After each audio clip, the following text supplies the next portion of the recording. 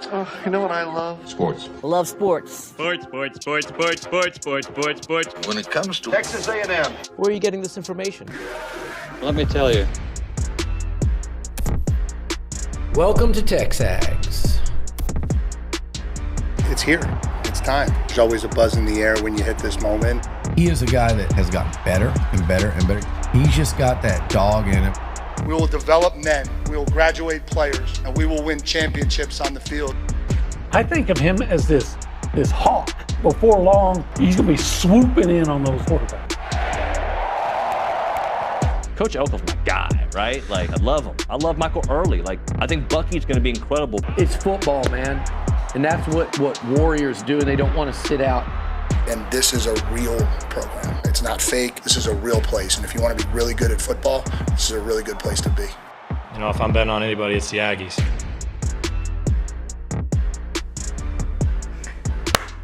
It's freaking here, OB. Game week. A little manufactured clap there. But game week. It's freaking time. If we expect them to be at their best, we got to be at our best this week. Yeah, I would. No matter what the situation, you should be at your best when you play your arch rival. Yep. You should be locked in, intense, all the things that Chris Dowson was the very first time I covered the Aggies. Yeah. And he came in, looked like he looked like a caged animal, and he was ready to play that day. I want everybody to have that look. The only thing keeping you from a perfect, undefeated season is the team that beat you on your home field last year. You got to go return the favor. I've been calling it all year, and I'm glad that I'm seeing it elsewhere. The revenge tour. Mm-hmm. Keep getting your revenge, and then create new memories from there. Yeah, I don't think you need revenge on your mind, but if that helps, great. It's just, if you were 0-11 instead of 11-0, this game should mean everything to you. Yep. I do wonder, and I've brought this up before.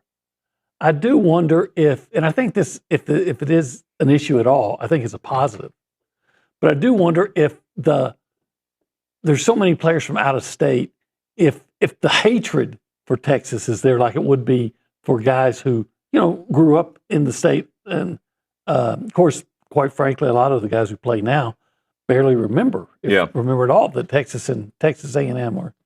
Probably not to the level of what we remember in the 80s and 90s, because you played them every year. It was a lot more regional college football at that point. And you live with it at school. Yeah. But that doesn't mean that you don't hate them. No. It's just a different kind of hate. I just think that it's more of as an opponent that's in your way. But think about where we are in sports, thanks to your good friend LeBron James. People love to team up with their rivals. Like, I'm going to be his buddy. I'm going to give him a hug after the game. I'm going to do this. I'm going to go join him to win a championship later. It's a different, and I know we had a little bit of that with Magic and Isaiah, who would kiss, which was weird, before the games. Pretty weird. Right? But that being said, there was, for the most part. Yeah, for the most part. There was a hatred on the court and on the field. Because I can remember that same week when my very first year of covering A&M and getting introduced to what the rivalry really meant to the players. Lance Teichelman, who was a nose guard, and Dowson, among others, were just, they were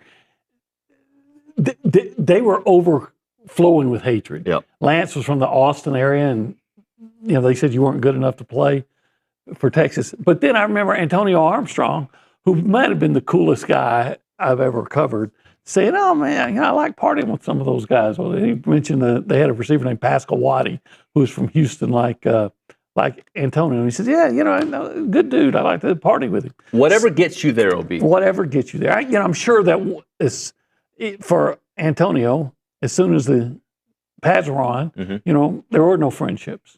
But I love my brother, but when we would play ball in the front yard, I tried everything in the world to beat him more than anything. I'm you know sure. what I'm saying? Like that's who won? Typically he'd win. Oh. He's 7 years older. Oh. And by the way, he's a black belt in jiu-jitsu. He'd kill me now. So okay, by death. I'm faster than him though. Anyway, but my point is, I don't care how you get there. Like, to me, I just remember back to SEC Media Days and remember that Texas reporter who went and asked Armage. I forget what he asked him about. Really ridiculous. Just try to, and Armage's look in his eyes was like, bruh, like, come on, man. And, Torian York, the way he speaks about this rivalry, for certain people, this rivalry is the hatred. For others, hey, they're the ones in front of us from going to an SEC championship game in Atlanta. We must bury it. From that, they're the only team in front of them from a perfect, historic 12-0 season. That's right. And the fact that it's, it will be for everybody, if it's not already, the arch rivalry where you feel it, in your bones, because they're going to experience the arrogance and the dismissiveness and all those things.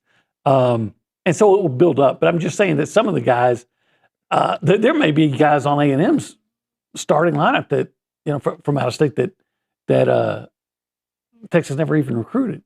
Yep. But I forget who I had, and Nick might be able to remind me. Somebody was in studio last week or the week before, and basically what they said to me was, my family's battle scars are now mine. Okay. Right? Right. So if you're an Aggie, they're our rival. You join a gang, that's the rival gang, we go after them. Tribe. Okay, sorry. I mean, I love the Michael Corleone world. I'm sorry. That's my world. I thought you were more of a Tony Montana. I am definitely. They're both Al Pacino. Either way, I win. I'm not disagreeing with you at any of those things. I'm just saying that if you didn't grow up living it,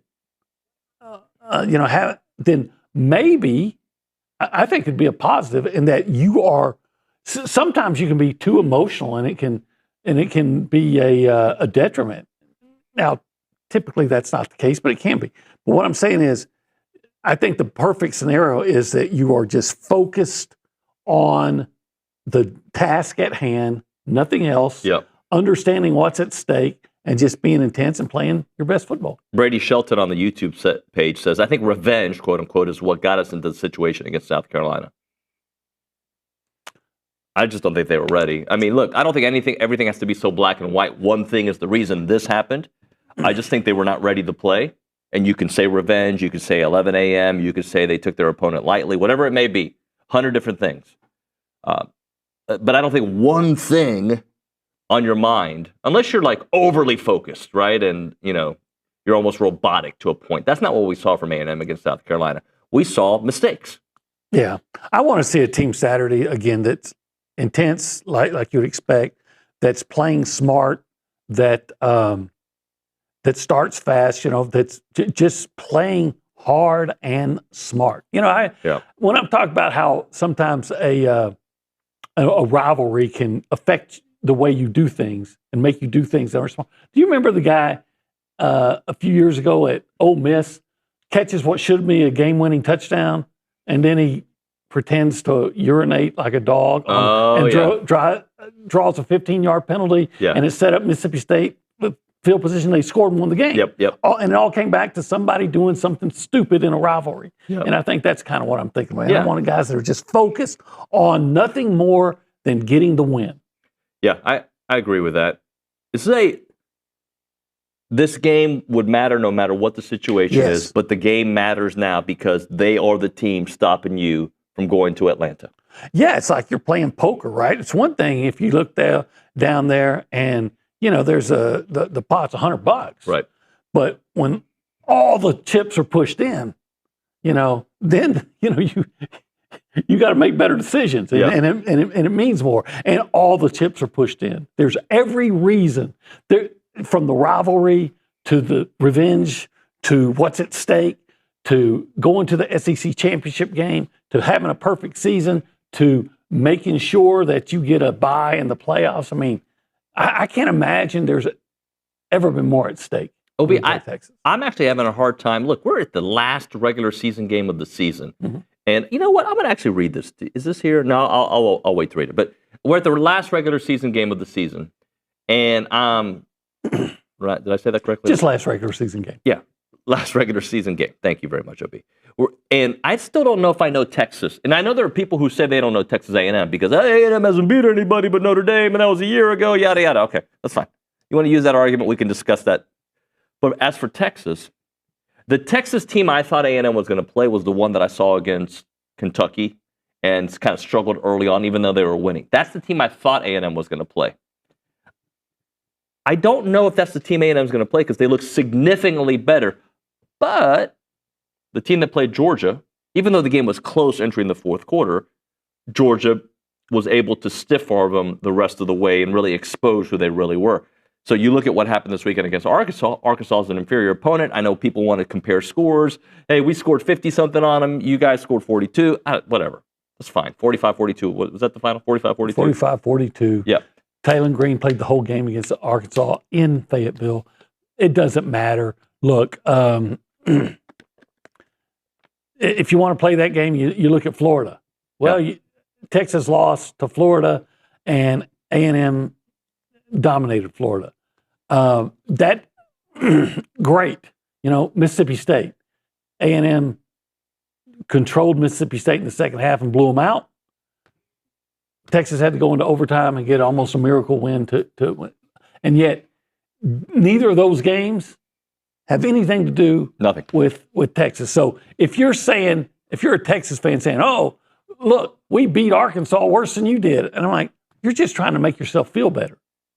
You're trying to invent reasons to think, okay, this is why we can win the game. But like I said, you can play that game the other way too. It doesn't matter. All that matters is how you play on Friday.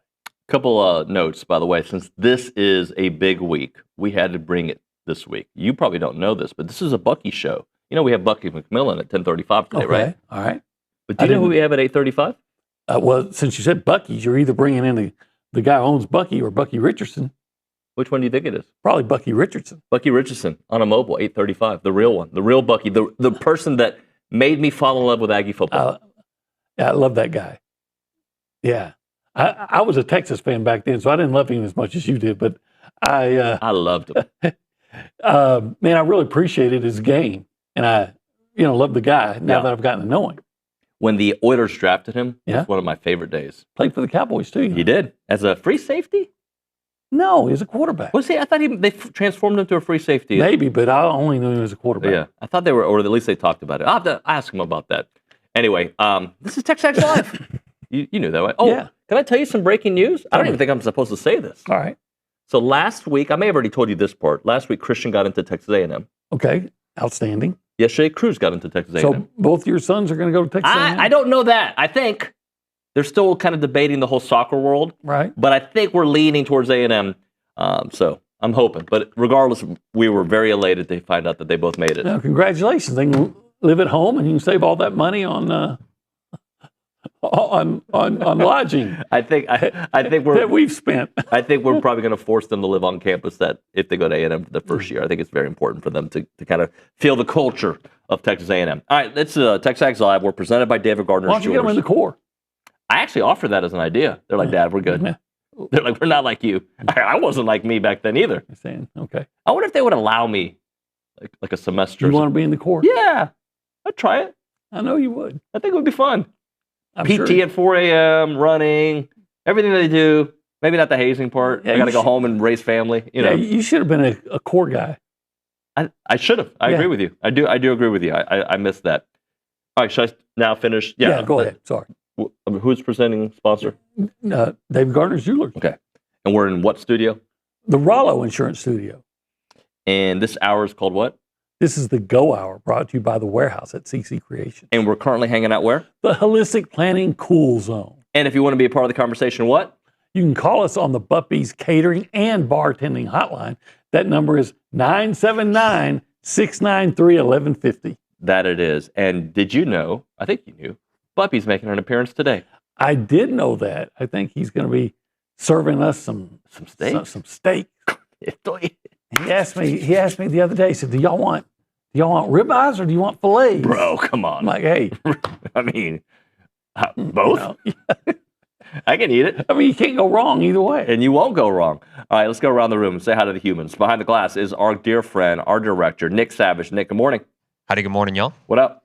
Oh, speaking of the core, it's a cool thing A&M does every year, and I'm sure y'all saw it. They swear in, they commission, I don't know the number, but they commission the officers that are in the Corps into the United States military. They did this, did that this past Saturday for Military Appreciation Day, and that's honestly one of my favorite things that they do every year. They've done it for a few years now, so that really awesome to see that live and in person. And the block T is also really cool to see out at Kyle Field as well.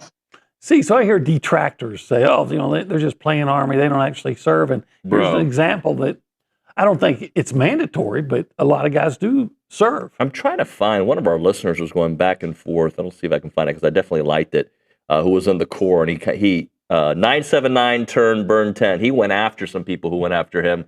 He's got a military career. His mom was in the military. His dad was in the military. He met his wife in the military. So, there's no pretending there. I used in Dallas, our house was kind of right off of Military Parkway. Yeah. People in the Pleasant Grove area know what I'm talking about. Anyway, Nick, how about a football thought? It's a big game this week, obviously.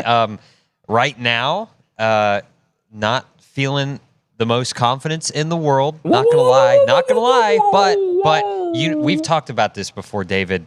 I sit here, listen to y'all all week, listen to all of our guests. So my opinion may change. I don't know yet, but don't apologize for that because David is feigning this outrage. Yeah, he's right. And David's going to be absolutely 100% convinced that Aggies are going to win, and 100% convinced they're going to lose, all in about a 30-second period on every 30 seconds leading up to the game. Everybody who's asked me, what do you really think is going to happen in the game? I think Texas A&M is the better team. I do.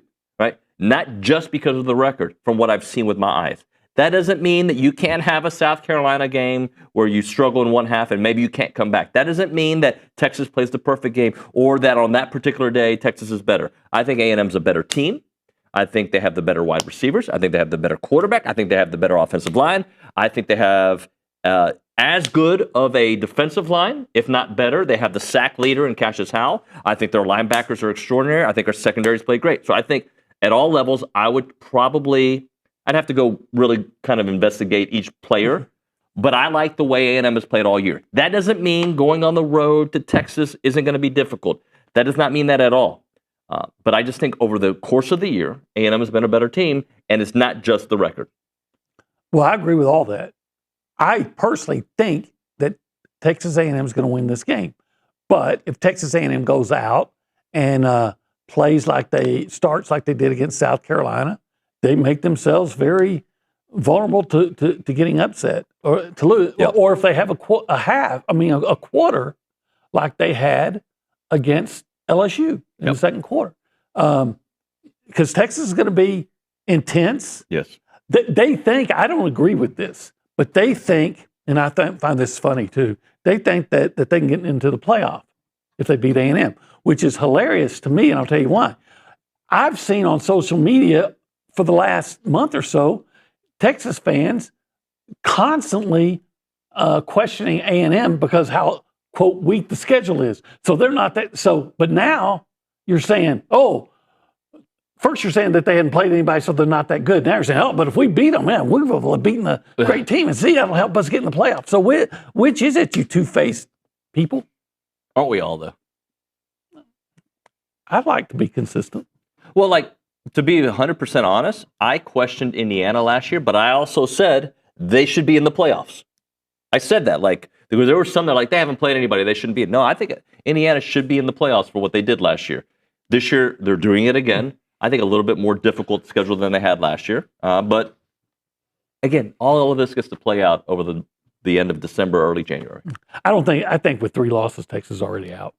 Alabama didn't get in last year. South Carolina didn't. What did I see that maybe not at best, but A&M could, SEC the SEC could get 4, if maybe 5, but it's leaning towards 4 recently is what I saw. Well, I think there's a big push for BYU to get in and Texas Tech, both from the Big 12, and now the whole Miami issue. Yep. You know, Miami's probably going to finish 10-2, and it'd be hard to put Notre Dame in over Miami at 10-2, and I don't see them leaving Notre Dame out. So yeah, it's looking more like 4 teams. So 4 teams. A&M regardless. A&M's in. Georgia regardless. I think Georgia's in, unless they lose to Georgia Tech. But then it'll only be 2 losses. They'd be in, right? I would think so. Yeah. Ole Miss regardless. Yeah, I would think so, unless they lose to Mississippi State. Alabama TBD because they have to beat Auburn. Right. I think they will. Vandy TBD. They got to beat Tennessee. They got to beat Tennessee. And of all those, Vandy would be the team out if it's 4. Forgetting Oklahoma, too. Oklahoma, yeah. My They got to beat LSU, and LSU looks to me like they've just quit. Just like Florida. So, yep. You know who won't quit? Texas A&M. Ella Ryan. Oh, Ella Ryan will not. See, keeping me on point. I'm only 4 minutes late to go to Ella Ryan. Ella Ryan at the Angry Elephant News and Social Center. Hello. Hi, thanks, Obi. 11 and Orion. I know, we need one for next week. What's going on with you? Nothing much, just watching some Aggie volleyball. They're in the semifinals now of the SEC tournament after sweeping number 15 Vanderbilt, and they also are playing TU tonight at 7:30, so even more to add on to Hate Week. Yep. Hate Week. I like that. Yeah. When did they change the Hate Week? Huh? When did it change? When did that become like a thing? It's always been Hate Week, but I don't remember calling it Hate Week growing up. Just Rivalry Week. It's Rivalry Week, or it used to be just Texas Week, or TU Week, or whatever. Yeah. What else? Men's basketball knocked down a program best 18 three-pointers to cruise past their team they had Friday night. They ended up winning 109-68. Ruben Dominguez led the way with 30 points and had a school record of 10 three-pointers. Beat the Jaspers of Manhattan. How long would it take for you to hit 10 straight free throws? 10 straight free throws? Yeah. Do you think we'd be there for hours, or you think you could do it? Well, seeing as though I have not shot a free throw in probably 30 years. Well, no, since Quinn's left for college. Okay. At least 4 years. I probably haven't picked up a basketball. Do you think you've ever hit 10 in a row in your life? Oh yeah. Really? Oh, without a doubt. Oh, I've hit way more than 10 in a row. What? Yeah. Okay. Yeah, I mean, I've never hit 10 in a row. That's a fact. I can guarantee you I've hit 30 in a row before. No, come on. All right. I'm going to bring Liucci in on this. I mean, it's just a free throw. It's not, it's just, we have a mini basketball hoop upstairs. We can, Obi, we can test this theory. Obi, we get Stephen McGee right now and get you $3,000 if you can hit 10 in a row. I just said, one of the things about shooting, this, is rhythm. And I used to tell my son this, is you got to shoot every day to be a good shooter. We will give you until July 1st. You practice every day. I bet you we can get $3,000 from the audience to pay for this. I got to make 10 in a row? Yeah. Somebody on the... I bet you I'd get 9 and I'd probably choke if I had $3,000 on one. Brad Duncan says LeBron can't even hit 10 free throws in a row. You know what? Let me tell you something. You're not going to believe this, but the way I used to wind down after a day at work, I would go out to my son had a real nice basket. And we'd measured it and everything. Yeah. And I would shoot 100 free throws every day to wind down. That was my way of winding down after work. Olin Curry here on TexAgs Live, presented by David Gardner That's Jewelers. just what I used to do. All right, let's. If you hit those, I will take you for $17.75. I'll probably take you anyway. I went to $17.75 this week on Friday. Oh, how was it? The wife and I. Oh, yeah. How was it? It was great. Queso mac and cheese? You know what? They were almost out. They had one half serving left, and they knew I was coming because I called to ask if they had any. Yeah. Because Irma was running a little bit late. I was running a little bit late, and I said, well, I want to make sure you still have some food there. And they said, yeah, come on. And they had a half a serving of the queso mac and cheese. They put it aside for me. And then also had for the first time, the loaded mashed potatoes. Delish. It was an excellent call. If you can't get the queso mac and cheese. And of course, we had the, she had the brisket. I had they were already out of the jalapeno cheese sauces. So I had to get the regular sausage, which was great. I saw a guy at the table next to me, and he had a brisket and sausage sandwich, and that thing. Oh, it's ridiculous. It's like 6 inches tall. Yeah, it's big. I know. All right, if you want to go to 1775, it's not that far. Where is it? It's on the way to Snook, about 2 or 3 miles out of town. 1775, txbbq.com. Call them up, 979-492-6241. Go, it's good. It's good.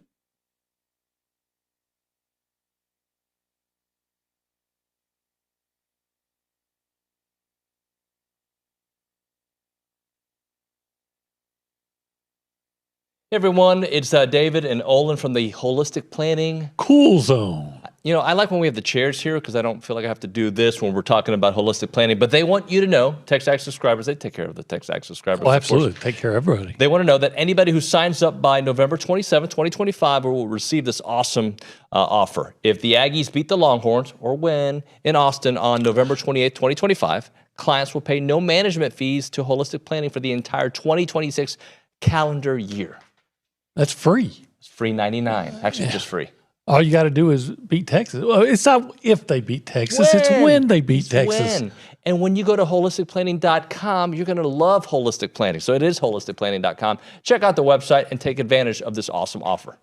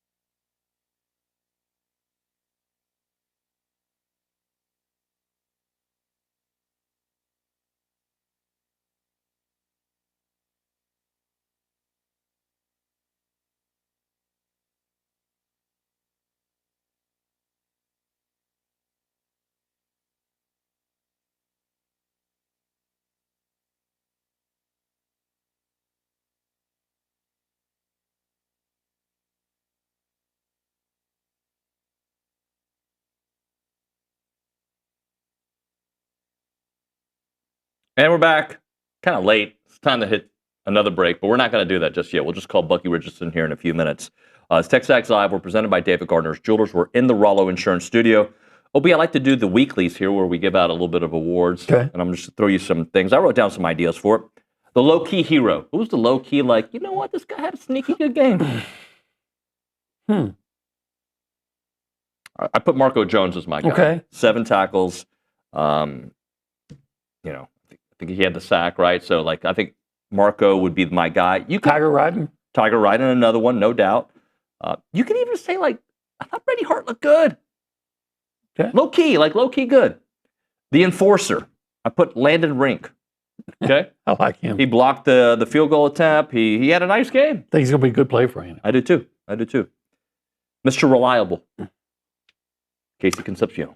I say Maury Daniels. Maury Daniels, there you go. You know what you're going to get when you get Amari, right? You're going to get quality. Again, I've said it before. I'm just so impressed with him that he never wanted. He never left, even though he could have and been a feature back somewhere, and he just stays with it and he goes out and gets a chance, 106 yards on a touchdown. Love that kid. Who would you say was the X factor? The X factor. The X factor means you were kind of under the radar, right? No, I wouldn't say that. I would say X factor is kind of like the difference in the. Oh, Ashton Bethel Roman. That's who I had on my. I thought Ashton Bethel Roman. You look what he's done over the last 3 or 4 games. Did you know he's in the last 5 games he has 18 receptions and 9 of them have been for 20 yards or more. Yeah, he's got like 5 touchdowns. Mm-hmm. I'm excited about Ashton Bethel Roman because his emergence, and it's that third receiver. You know, you're going to focus so much on KC and Mario Craver, and now with Ashton Bethel Roman, you got 3. You got 3 big play threats. I think isn't he averaging something like 24 yards a catch? Yeah, he's been fantastic. And I actually put, by the way, and we'll get to him here again in a second. But the other X factor I put was Amari because I thought the game he had, but I'm completely fine where he was earlier. Players were going to remember the touchdown catch. Yeah, the 58-yarder. How about that? Ashton, yeah. And then I put for MVP a couple names for you. I'm going to give you 3 names. Okay. Marcel. Okay. 10 of 15, 120 yards, 3 touchdowns, right? Played basically a quarter and a few plays. 4 plays in the second quarter. Amari Daniels, 106 yards, 9 carries, a touchdown. Senior day, right? Mm-hmm. And the A&M defense. I mean, they just... Yes, it was an inferior opponent, but I got to give them the props. 77 total yards, lowest since 1996. They were 0 for 14 was Samford on 3rd downs. Yeah, defense played well. You expected them to. I thought Marcel was good. He almost had an interception. That's kind of concerning. Yep. Kind of concerning because the officials originally called it an interception. I thought with my naked eye from 9 stories up, I said, that's not an interception. Yeah, we said it immediately, Yeah, so I'm really concerned about that. I'll tell you, the kicker, Zirkle came back and made 2, but he missed his first one. I'm thinking, man, what is the issue here with finding the kicker? Yep. And that's something to worry about moving forward because if you get into a close game, you might need a kicker to rely on to come in there and make one. And, I think we're all going to hold our breath whenever A&M kicks. Yep. All right. Let's hit a break here. Okay. We'll come back. We will talk to Bucky Richardson, all right, on the Bubby's Catering and Bartending Hotline. We'll do that on the other side. OB, I saw the shirt you're wearing. Very nice. Very nice. It's a duck camper. I like it. This morning I was thinking, okay, I want to be a little bit, I don't want to wear a T-shirt, but, I'm pretty casual today. It's Monday. And we got Elko later, perfect, right? So, that's the thing about duck camp that we usually talk about, like the outdoor gear, but like you can wear that into a meeting, you can wear it to church, you can wear it anywhere. You can they got polos. Right, and people don't like it, some of our TexAgers, but I don't like to wear a maroon shirt or anything that says A&M on it on a day where I'm actually interviewing, like Elko or you want something to be a journalist. Yeah, so this was a perfect selection. You got the hoodies. When it's cool, Sunday morning I went for a run. I put a duck camp hoodie on because it was kind of cold. Beautiful. It felt great. They got the brush pants. They got it all. You can check it out at duckcamp.com. They are built for the outdoors and designed for everything else. Use the code TexAgs25 for 25% off your order.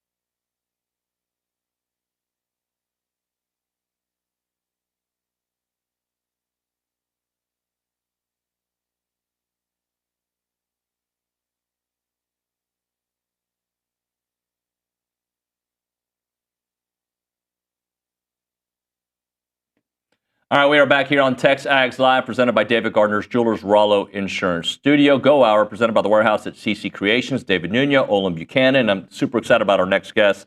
I told you at the top of the show, I've told him before, he's the reason I fell in love with Aggie football, an all-time Aggie great.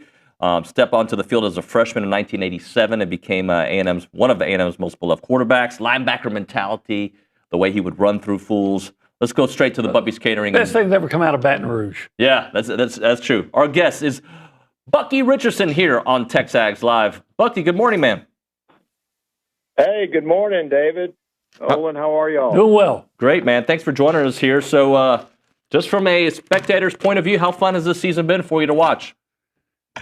Oh man, 11-0. What's not to like? It's they played great football, and a lot of people ask me what do I think about the team. I go, it's the first time in a while where you don't really have any glaring deficiencies on the team. They're pretty daggum good everywhere, and they're playing complimentary football, and their quarterback's playing great, and they're getting it done. That's for sure. It's exciting.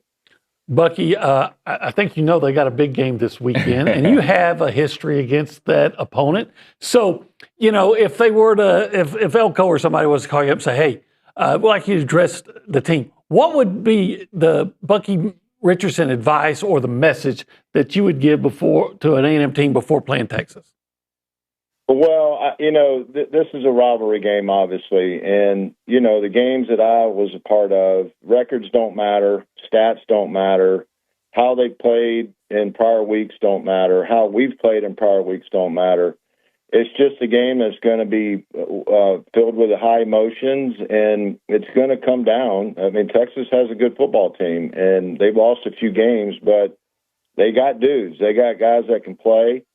And we know that they're going to be all in on this game, and nothing more than they would rather do than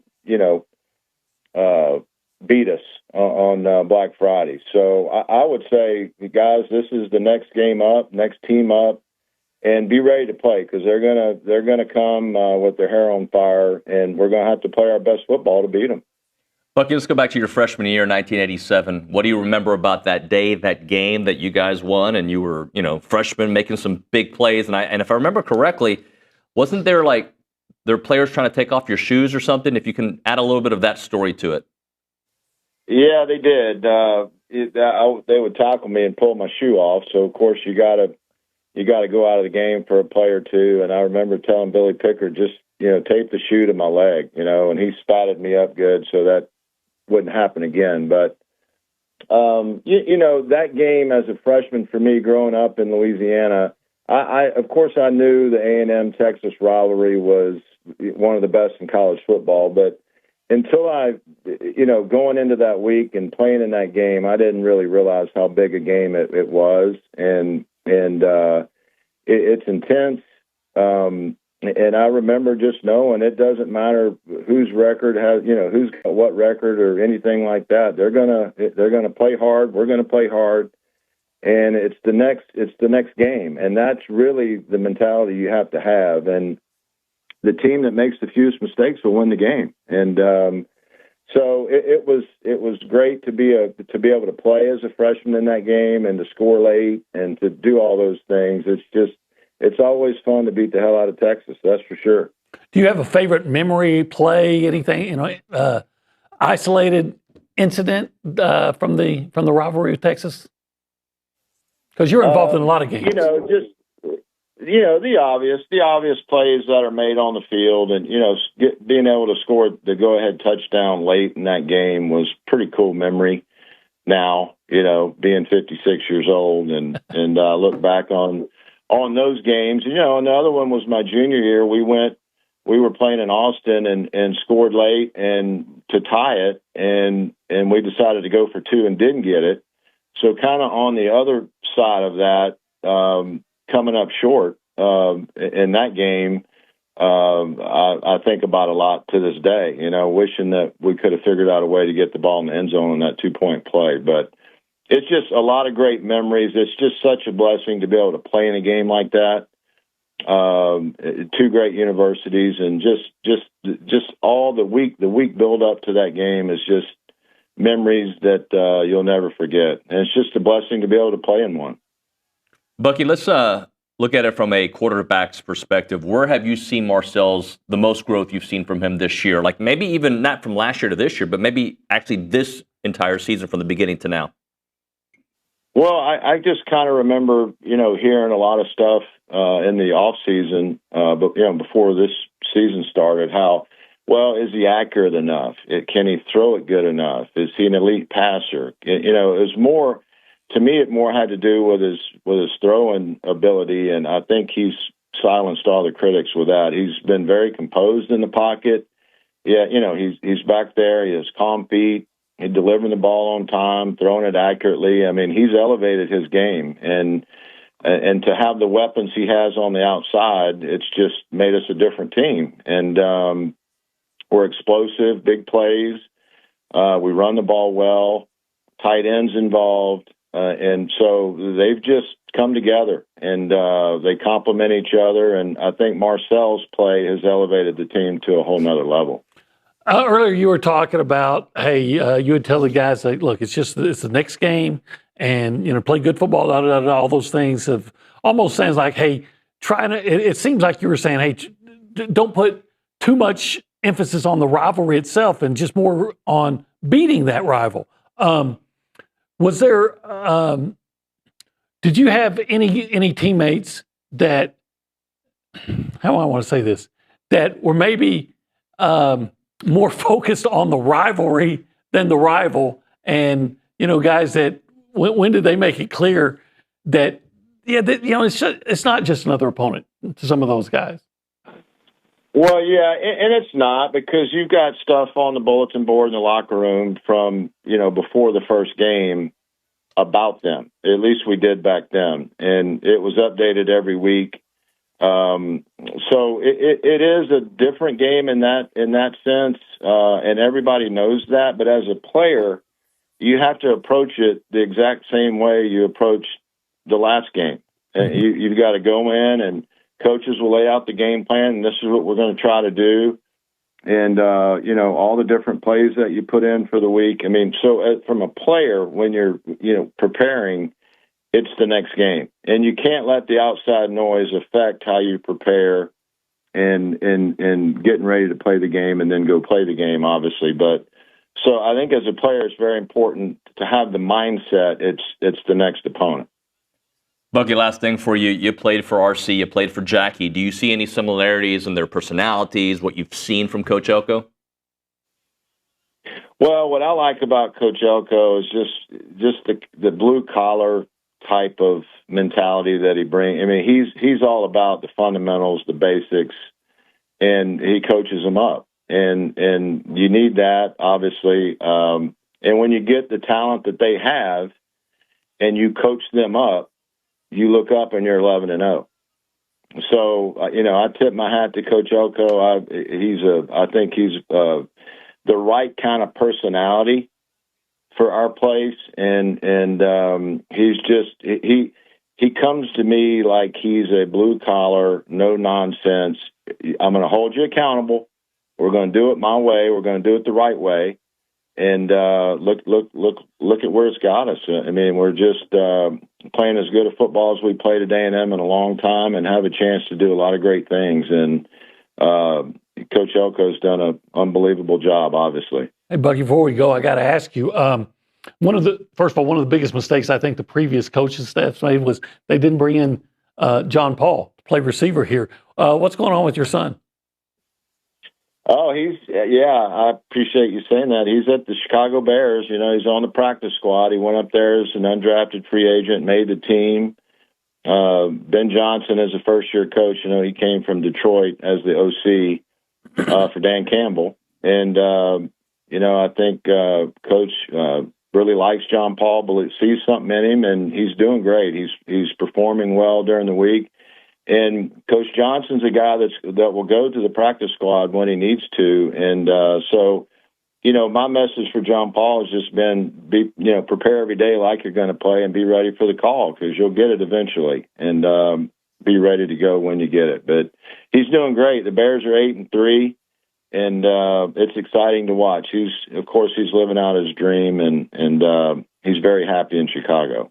That is Bucky Richardson. Bucky, not to make it weird, you're my favorite, man. Thanks so much for making a few minutes for us. Well, thank you, guys. Gig 'em Aggies. Gig 'em. Bucky Richardson there on the Puppies Catering and Bartending Hotline. All right, we'll hit a break. We'll come back with a couple minutes to close out the Go Hour. Right now, the family-owned agencies dialed into TexAgs. Rollo Insurance is doing amazing work helping small agencies keep up with all the slow-motion corporate takeover of the insurance industry. Tech markets, education, and successive planning are big challenges. But if you go to rolloinsurance.com/TexAgs, you can listen to Keith Lane's comments with Jackson Rollo at this studio here just not that long ago. And at Rollo Insurance, Aggies are doing all kinds of great work to help out other Aggies. You can use them for all of your insurance needs as well. Visit rolloinsurance.com/TexAgs or call them up. 888-44-ROLLO. That is 888-44-ROLLO.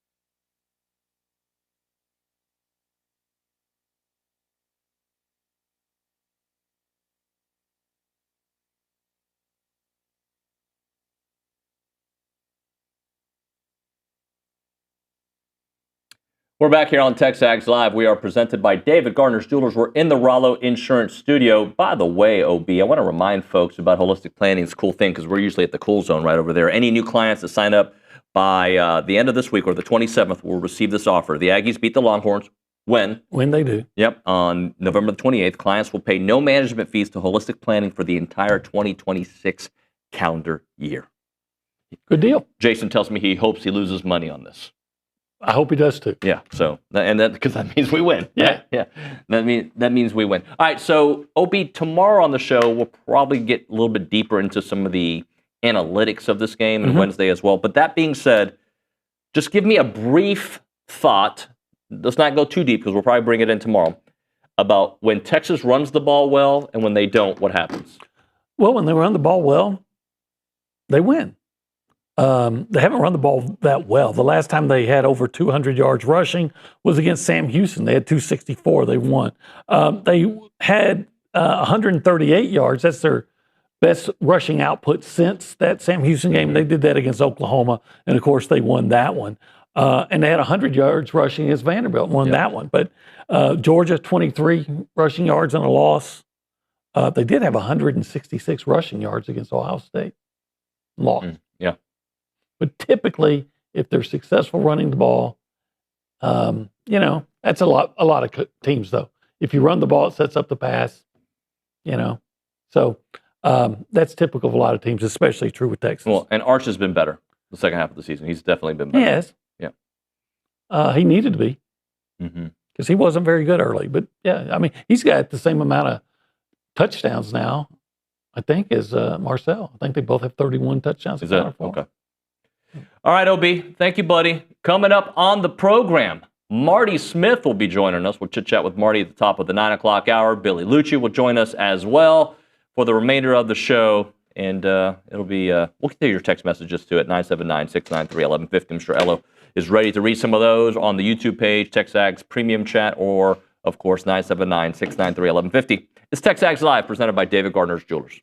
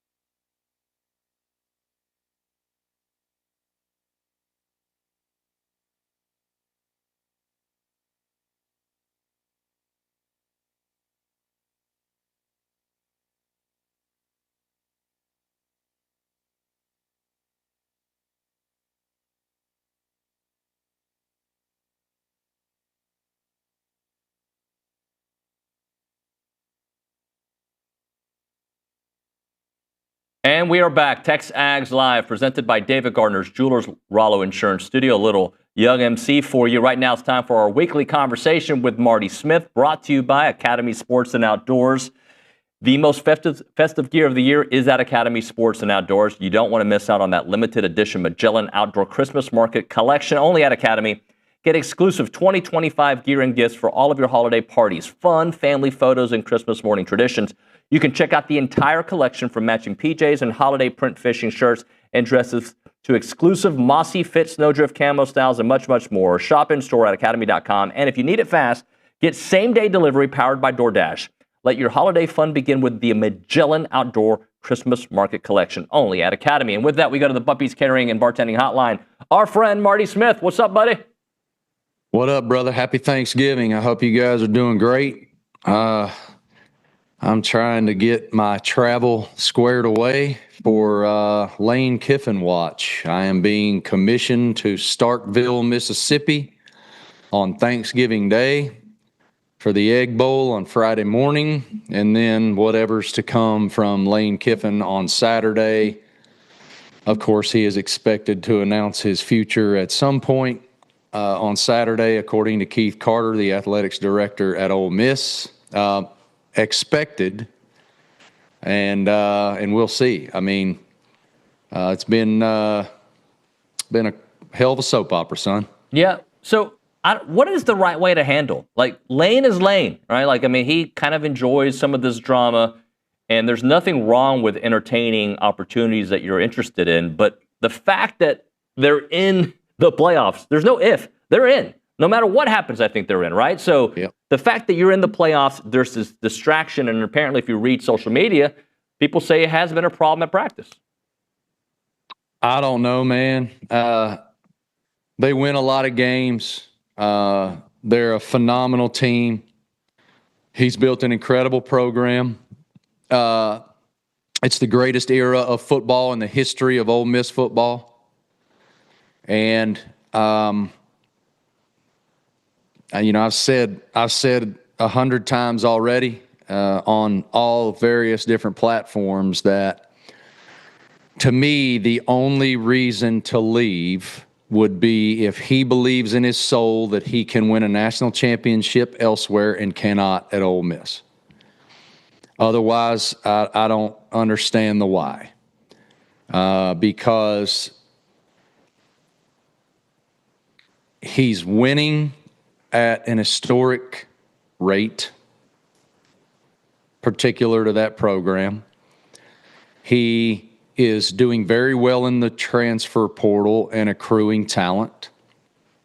He is so smart as an offensive mind and building scheme towards the skill set of his players that they roll up yards and points. And above everything else, he has peace in his soul. He's found himself. He's found the best version of himself that there's ever been. And he told me at SEC Media Days, David, that he's so grateful that he got sober, because getting sober allowed Monty Kiffin, his father, to see the best version of his son. And that's no small thing. That is an incredible development in his life, and it is quite an admission of vulnerability to share those things so openly. And so peace. We all desperately desire that in a world of so much chaos and clutter and noise and venom that I don't know what the price tag is. And maybe the price tag is, again, just maybe I can win a national title at another university, and I don't know that I haven't had that opportunity here. I don't know your perspective on it, but guy makes $9 million a year now. If you push that to 13.5 or 14, how does that change somebody's life? Yeah, it's a lot more money, but will Ole Miss match that? I would imagine, based on what I've seen and heard, not just in other people's reporting, but my own, that you would expect Ole Miss to reach that number too. So I guess we'll see what happens, man. He's done a hell of a job at Ole Miss, and I would have told you 2 weeks ago that I was very bullish that he was going to stay. Now I don't have any idea what he's going to do. Marty, the only example I can draw on is what happened here at A&M in baseball a couple years ago with the coach leaving for Texas. And Great call, bro.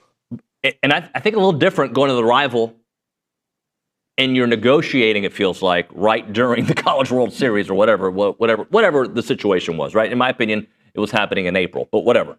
And that seemed like a hoodwink. This doesn't seem like a hoodwink. This is happening in real time.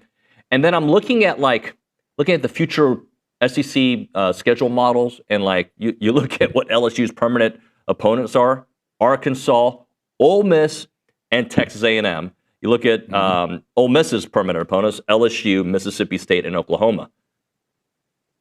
Does either path get you there? I guess in today's world, it doesn't really matter, because it's going to change in 2 years anyway, except for your permanent rivals. I don't recall ever anyone, and Ryan and I discussed this on Marty and McGee on Saturday at Vanderbilt. I don't know the proper term, brother, but I guess I'll just use like holding the coaching carousel hostage. I don't remember anything like this ever. Now, granted, this is also an unprecedented period of time where there's so many jobs open and so much haste in the expectation of competitive nature towards the playoff. And I thought that Coach Saban, because of course he did, explained it incredibly well on game day the other day, that he doesn't believe it's a Lane Kiffin thing. He believes it's a college football thing, where all of this confluence of change has permeated the psyche of the sport overall, that the playoff is the end-all, be-all of everything. And so what is a successful season anymore? That answer's changed. And so I again, like I really like the guy. I enjoy his perspective very much as an interviewer. I'm sure you do too. But yeah, it'll just be fascinating to me to see what he decides. And again, now I'll be down there. I'm gonna go to Starkville on Thanksgiving, and I'll be at the Egg Bowl on Friday morning. And then I'll head to Oxford after that to see what Saturday holds. Might even stop by Tupelo High School, because Knox Kiffin has a state semifinal playoff game on Friday night. So I got to drive through Tupelo anyway. Talking to Marty Smith here on TexAgs Live. Marty, let's turn our attention to A&M in Texas this week. The only thing stopping A&M from a perfect season is their rival. Their rival feels like they have a chance. Isn't that awesome? Yeah, well, that's awesome. It is, especially if we win, right? Like I'm going to put the we on there. Say, for a perspective, life is context and repetition, and that then thereby derives perspective. For those of us who don't have any skin in the game at all, it's awesome. For you guys, there's certainly, I could see the anxiety that might come with that, and you never know what's going to happen in games like this ever, regardless of record. But when both teams are really good, and I think both teams are really good, even though Texas has several losses here, I think this game's going to be awesome. And you got two quarterbacks who are really starting to make that next step. We talked about Marcel every week, deservedly so. He's had just a fantastic year. But this morning, I was comparing his numbers overall to Arch's. They are very similar in terms of the personal production that both of these young men have accomplished. But the number one thing that you see from both of those young men above everything else is that supreme confidence that comes with having offensive staffs that see your gifts and that then tailor the offense towards your gifts. And both of them are very gifted young men. And it's going to be a heater. I think the game comes down to, can Texas run the football against you guys? Because they've struggled this year. And in talking to Sark about it in previous weeks, not right now, but in previous weeks, the thing that he really stresses about that run game is timing. Are the blocks happening at the right time when the back's hitting the respective hole that the play design calls for? And they've been off on that a little bit. Of course, Trey Wisner has been banged up all year long with a hamstring. That has hampered them tremendously in that run game. The one game that he seemed to be more healthy than others was the Oklahoma game, and he had the best game of his season. And Texas offense looked pretty good that day. So, look, man, this thing's an absolute heater, and I can't wait to see what happens in it. Marty, your point about the rushing stats, I think, are very important too, because when you compare Marcel's stats to Arch, I think maybe the difference is that A&M can beat you different ways. You can run the football. They can run the football with different guys.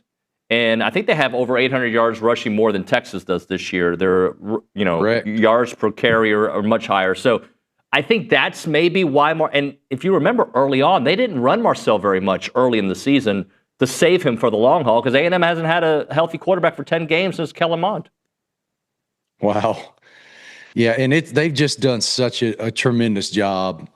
And again, the psychology of the quarterback position is so important, and that's what you see from both of these young men. We saw it quicker from Marcel. Of course, he had, he had some reps last year, and he comes into this year, and we're seeing that he, as a passer, I know we're talking running, but as a passer, if you turn on the All-22 and you look at the anticipation that he's had as a passer, he has grown so much in anticipating windows, and you have to do that, and he's doing a great job at it. Now, with that comes what? Confidence, and that's what we've seen, in my estimation, from Arch as well, especially over the last 3 or 4 weeks.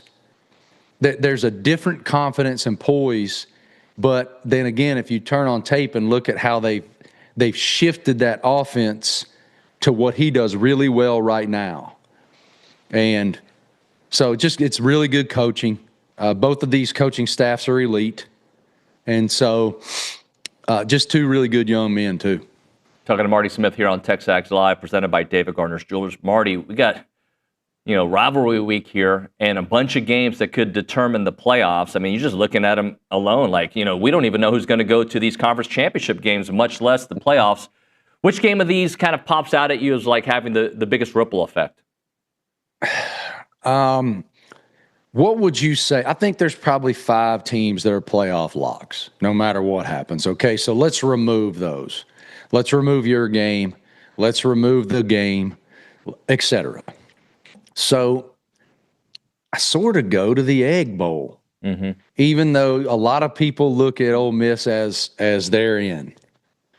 But, man, with everything surrounding this game, if Ole Miss were to lose it, and to your point earlier, is it a distraction to the locker room or not? We're not in that locker room. I can't tell you that. But if they were to lose this game on the road against a team that is so much better this year than they were last year, man, I just, that's where my mind goes when you ask me that question. Yeah. But several of them have such bearing on the dreams and hopes of programs and fan bases. But that's where my mind goes. Yeah, I can see that too, especially knowing that the College Football Playoff Committee might factor in if Lane says he's leaving. Like that could play a role. Right. In it. That's exactly right. If he were to take another job and the committee went, okay, he's not going to coach this team, what impact is that going to, are they a playoff team without him at the helm? So, yeah, that even accentuates my thought. That's a good point. Marty, I'm going to ask you something about your hair because you brought up my hair when I had longer hair, and you just took your hat off, and it looks perfect. You got a great head of hair, son. Well, right now it's short. I've been doing more of the military look, but your hair, you just took a hat off, and it looks perfect. What product do you use? I'm sorry, the people got to know. Yeah, it's something called American Crew Forming Cream. Okay. It's just this paste stuff. And the great myth about this is that I spend all this time like forming this. No, I do not. I do this, dude. I'm serious. I put a little bit, I just do this, and I leave. Now, I will say this, full disclosure. On Saturday mornings, when we're doing the Marty and McGee program from SEC campuses, we get the great benefit of Laura Rutledge's fantastic makeup and hair folks. Lindsay and Emily are the best in the world. And so we get to take advantage of that. So on Saturday mornings in the fall, this right here is a whole other plateau, bro. I love that. I had to ask because you took the hat off. I was like, that's pretty amazing. Let me ask you about Diego Pavia and Vandy. Yes, he belongs in New York. Yeah, but beyond New York, like, is 10-2 might not be good enough to get into the playoffs, and it might not. Isn't that amazing? This is the first. Well, look, man, those of us who spend a lot of time in the Southeastern Conference. It has nothing to do with bias. It has nothing to do with trying to accentuate the conference in which we work the most.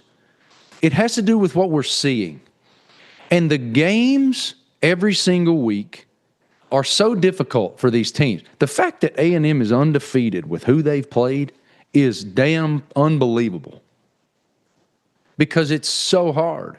I remember, how many years ago was this now? Many years ago when Joe Moorhead had taken the head coaching job at Mississippi State. All right. We interviewed him right before he started, and then this is at SEC Media Days. I might have said that. The next year, going into his second year, what did you learn as the head coach at Mississippi State that you couldn't know until you were the head coach of Mississippi State? He was like, bleep, bleep, bleep, bleep, bleep. We just played this team with this unbelievable roster, and oh my God, now we got to play them? And so, people who cover other conferences and whatnot, we get ridiculed for discussing the gauntlet that is the SEC. But we ain't wrong. And so 10-2 in that league, this is the first time since 1915 that Vanderbilt University has won 9 games in the regular season. And they have played just an unbelievable schedule, and Clark's done a great job, and that Diego Pavia-Clark Lee union is this lightning in a bottle sense of belief. And now they go to Knoxville, Tennessee. That's where SEC Nation and McGee will be. And I don't think it's an overstatement to say it's the most important game in the history of that rivalry. Got a lot of juice, Bubba. Marty, I'll close out because you brought up a thought. That kind of brings up something that I sent you an email, the Dan Lanning comments, which I found kind of interesting because he coached in the SEC for so long. And Alabama and Georgia, no less. Yeah, and then considering it just become kind of, I don't know, stylish to take shots at the SEC now if you're a Big Ten coach. It just kind of surprised me coming from Dan Lanning. To each his own. I was surprised too because, to your point, that he's coached in the league. He knows what the league is, but all of this is strategic. Everybody's working to position themselves towards the best opportunity in the postseason. And I saw some other people in the aftermath of those comments note some of the teams that Oregon's played this year. And it's just everybody. Look, man, ultimately, I believe that all of this comes back to social media. I think every bit of it comes back to social media. And that's what I got to say about it. I get that. Happy Thanksgiving, brother. Thank you so much for making some time.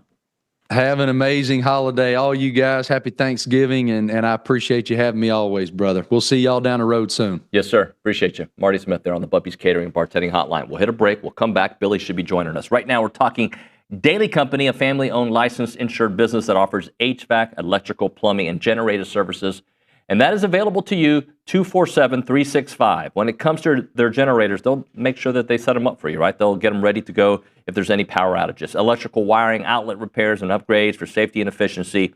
On the plumbing side, you've got the leak repairs, the clogged drains, the water heater installation, and the maintenance to keep those pipes in top shape. And when it comes to HVAC, they'll take care of the thermostat repairs, refrigerant leaks, the furnace failures, and seasonal tune-ups.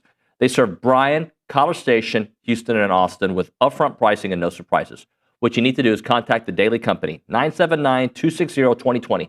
That's 979-260-2020, or visit them online at godaily.com to experience the daily difference.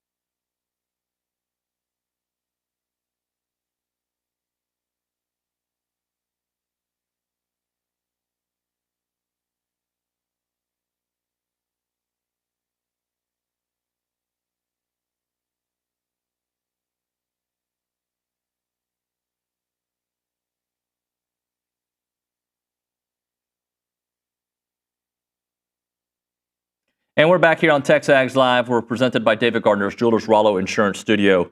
Hour number 2 of the show. This is what we'll do, because we only got 3 minutes left in this segment anyway, and you know I like to keep things on time, right? So what we'll do is we'll tap dance for 3 minutes. We'll then hit a break. Maybe Billy will be here. If not, we'll call him on the phone. That's how we'll operate.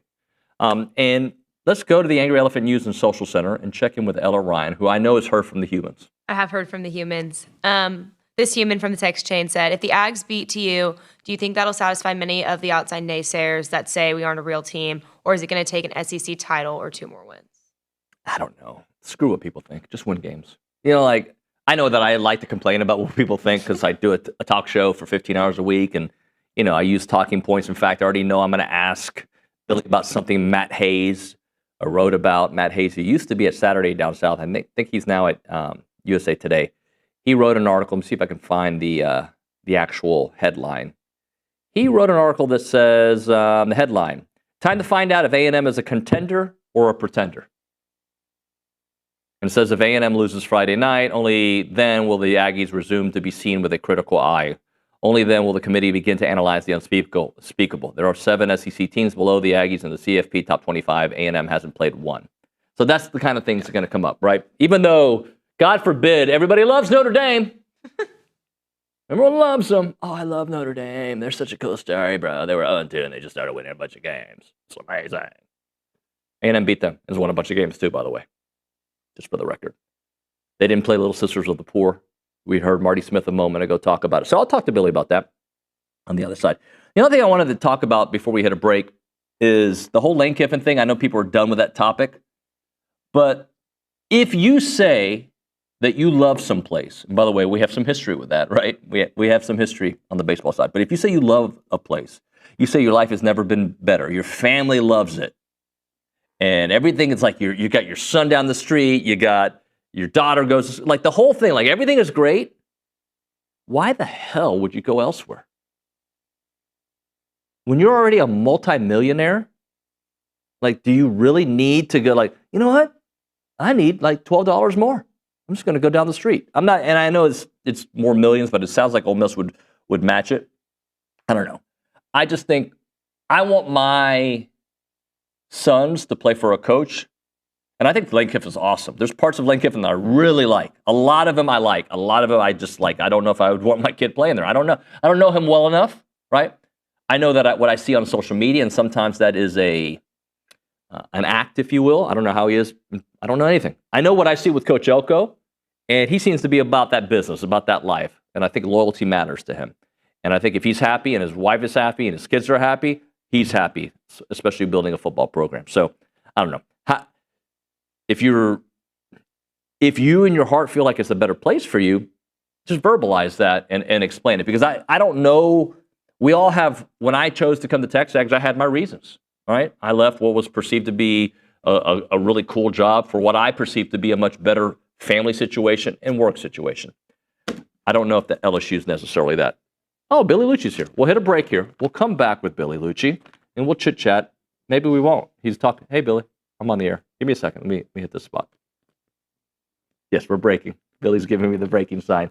A moment for Caldwell Country Chevrolet. Highway 21 in Caldwell, online, caldwellcountrychevrolet.com. If you're a business owner and you're ready to take your operation to the next level, go to Caldwell Country Chevrolet. They're always adding to their inventory there, and they have an amazing selection of commercial vehicles to meet your everyday need. And they have all the kind of trucks that can handle those tough jobs, and they have the muscle to help your business demands. And they're also a business elite dealer, which means they know what it takes to keep your company moving forward. And that's not all. Every commercial vehicle comes with that legendary free oil change for life because they believe in supporting local business. Remember, it's about a 15-minute drive, the edge of Bryan to the beginnings of Caldwell. A short conversation away, but you'll see the difference when you step on the lot and do business with the great people at Caldwell Country Chevrolet.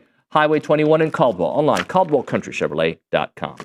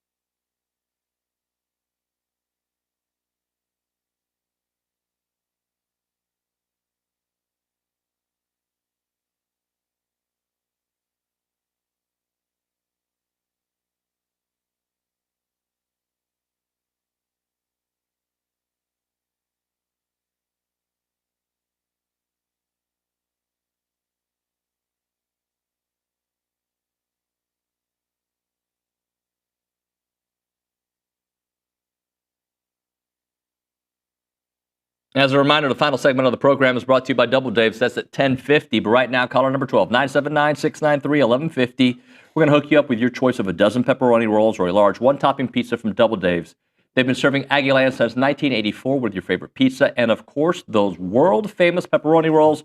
Reliable in-house delivery, bringing piping hot goodness straight to your door. Just click on doubledaves.com, and your favorites are on their way. And as a reminder, they are not open on Mondays. Billy Liucci, good morning, sir. What's up, David? How are you, man? I'm good. How are you? Good. I, as expected, I have a little more pep in my step this week. It's a big week. It's a lot on the line. Not only is it your rival at the end of the week, it's a chance to go 12-0. And there's one team in front of you stopping you from maybe a chance to go to Atlanta. And I want to go to Atlanta, and I want to see an SEC championship game. And that really can happen this week. Yeah, those are the main things, right? Perfect season, which rare in college football, period. Rare in any sport. You know, you think about, last year, Georgia didn't have a perfect season. They lost to Alabama. They were, for much of the year, the best team in the country. Texas had one of their best years ever. Went to within, 5 yards of potentially going to a national championship game. They didn't go undefeated. Notre Dame lost to, I don't even remember who it was now, Southern Illinois. Northern Illinois, yeah. Notre Dame lost a game last year. Great football team. Played for a national title. So the two teams that played for a natty did not. Ohio State lost two games, yep. The two teams that played for it, the team that won it, all four Final Four teams last year. Well, yeah, Penn State, Notre Dame, Texas, Ohio State, none of them did it. It is very difficult to get through undefeated through a regular season. A lot of Nick Saban's great teams didn't manage it. Mm-hmm. So if the Aggies are able to do that, that is a feather in the cap that no one can take away, regardless of what happens the rest of the year. It's rare you have an opportunity to do it. You mentioned the SEC title game. It's something A&M has not done in 14 years in this league. I think it's the one conference where it truly matters still because of the teams in this league. And if you want people to be running their mouths about your schedule, their schedule this, their schedule that, their SEC schedule. Very few teams as high up as A&M have tested themselves like A&M did with Notre Dame. It wasn't Oregon and Dan Lanning's whining ass. It wasn't Indiana and Kurt Cignetti's whining ass. It hasn't been a lot of those teams up there. It certainly wasn't Ole Miss and Lane Kiffin's whining ass. Do you see a theme here? Don't schedule anyone and then bitch and whine about it all year. So it wasn't any of them, but A&M did it. But if you want to shut everybody else up, then go beat Texas and go beat Alabama or Georgia back-to-back, hold up a big trophy. There's another trophy potentially at stake Friday in terms of, I don't think Marcel can win the Heisman Trophy Friday, but he can take one of the two final steps towards getting it, which I think are Austin and Atlanta. So, and by the way, there's also seeding on the line. If you beat Texas, these people are begging to put Texas Tech in their top four. I don't know why. They are begging to do it. You could see it coming from a million miles away. Win your two games, and they can't leave you out. Probably beat Texas on Friday, and I still think they would have a very hard time because I think you move up to number 2 and pass Indiana with a win over a ranked and presumably maybe top 15 Texas team. I think you move up to 2, and I think a loss to an Alabama or a Georgia does not drop you to 5. No. I don't trust Juracek as far as I could throw him. I don't trust the committee, but I think they wouldn't drop you from 2 to 5. So that's everything at stake. And I haven't even mentioned the biggest thing at stake, which is state pride. It's the maroon and white versus burnt orange. It is friends, families, coworkers, former high school teammates, guys you played against in high school. In some cases, players you've played with or against since you were little kids growing up. This is the game.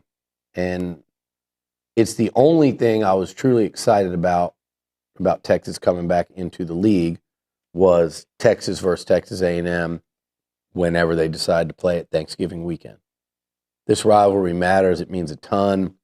Again, it is, we like to fight and stuff. It's your friends, it's your family, it's your coworkers, it's the friend that annoys the hell out of you, whether he's wearing burnt orange or maroon and white. You know, it's all of that. But more importantly, like when I think of football, and I said this on the Moving Goalpost yesterday, when you just think of Texas, sports in this state, I think sports in general, you think about, the first things you think about are, it's like the Dallas Cowboys, it's like Friday Night Lights. People think of high school football in Texas, and they think of Texas versus Texas A&M Thanksgiving weekend. And it's back, and it means something, and I know all of you have heard it for a year since this team walked into Kyle Field and beat you. This A&M team's been on a revenge tour all year. They got Notre Dame, they got Auburn, they got South Carolina, they've got one more. And they won't get USC because Lincoln Riley coaches about as well as he cooks brisket. So they won't get that chance. But you got your shot at to revenge all four of your regular season losses last year, right? It was Notre Dame, Auburn. Who's the one I just forgot? Who is it that I forgot? South Carolina. South Carolina, and you have a chance to get Texas. And I just spent 10 minutes talking about what's at stake. And I think it's all very, very legitimate. And normally you wouldn't put that last bit of part in there where you're talking about, you know, the revenge factor and the pride factor and the hatred of your rival factor and all that. But in this instance, you do. I'm going to read you something. Okay. It could be terrible radio, it could be great radio. We'll see how you respond to it. Matt Hayes, USA Today. I read his article. I thought it sucked. Can I read the I think headline? Matt Hayes has had a problem with A&M since the day they hired Jimbo Fisher. Agree. I don't like his work, but go ahead. Let me just read you the headline. Time to find out, and I'll read you a little bit from it. Time to find out if Texas A&M is a contender or a pretender. And it says about A&M, if A&M loses Friday at Texas, only then will the Aggies' resume be seen with a critical eye. Time out. It's already a critical eye. Yeah, time out, Matt Hayes. So what he's doing is he's going through and he's criticizing A&M's SEC schedule. And for starters, by doing so, that's automatically disingenuous because you're leaving off a game that they won on the road against a team that's probably going to be in the playoffs and is in the top 10 in Notre Dame. And Matt Hayes, if you're being real honest, and he takes a shot at Notre Dame later in there too, I believe. If you watching football and you don't think Notre Dame is one of the top 8 teams in college football, then you either don't know what you're looking at, which I think he's done it long enough that even if he, without trying, you know enough to know Notre Dame is really good.